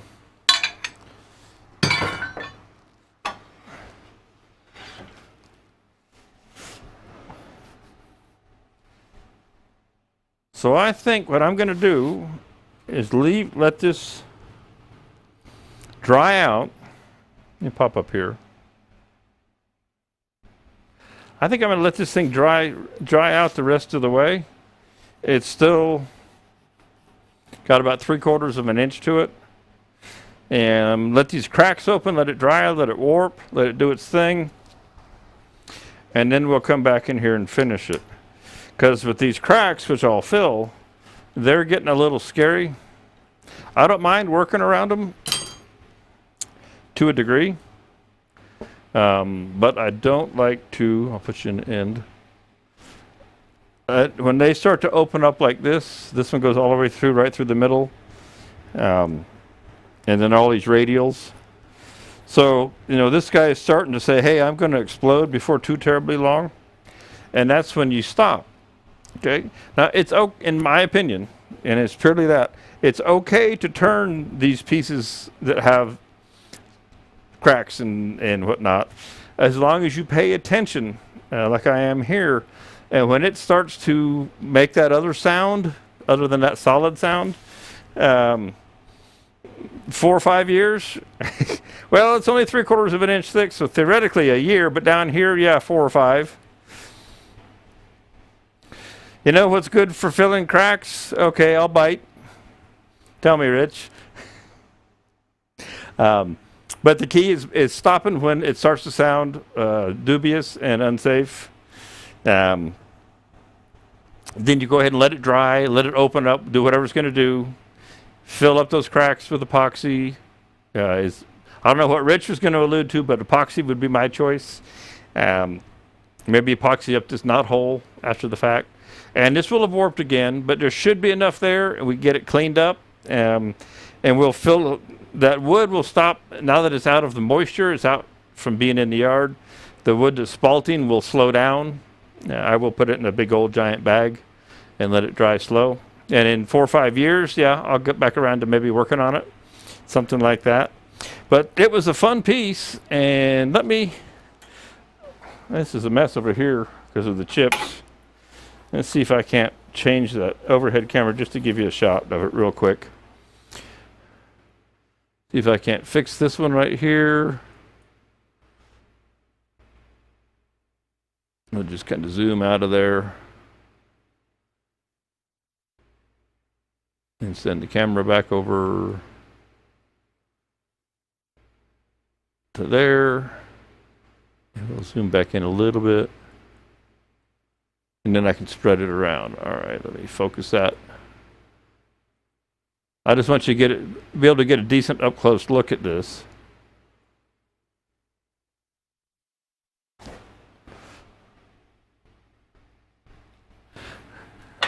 Yeah, Mike, that's why I picked up, excuse me, I picked up on that 4 or 5 years is how long it probably take me to get back around to it. So now you can see, with it zoomed in close, get that out of the way.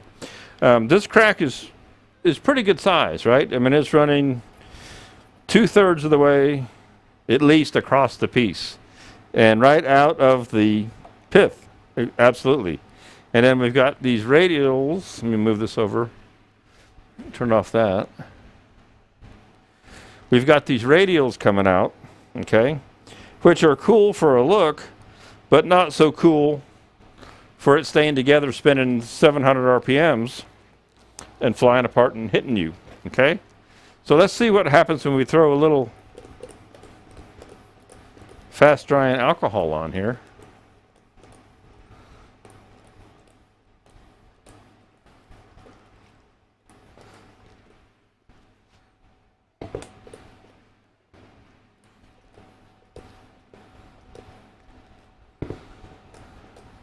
Again, very organic, and like I said, I got it zoomed in pretty tight. With this nice organic edge here, that looks pretty cool. I don't know, I like these kind of pieces. And I'll hold it up real quick before the alcohol dries.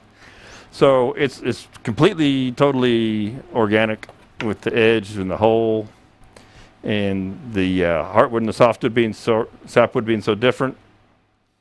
And then we'll thin it, like I said, we'll let it dry, we'll fill these cracks, and we'll thin it down some more because it's still 3/4 of an inch thick, a little even thicker out here on the rim. And that'll make a nice, big platter. And it's probably right at 17 inches, I'm guessing, and I took some off of it. Hey, it looks like I went over time too, so it's time to wrap up. Yeah, I'm right at 17 inches. So, cool beans. That was fun. And end grain, piece of scrappy. I'm starting to lose that wood out there. My pecan wood is starting to go. Bugs are getting to it and all that bad stuff. So it does look like it says it's 302 from what I can read, which means I think I'll say thank you. I had a great time. I hope you picked up some tips from me fighting.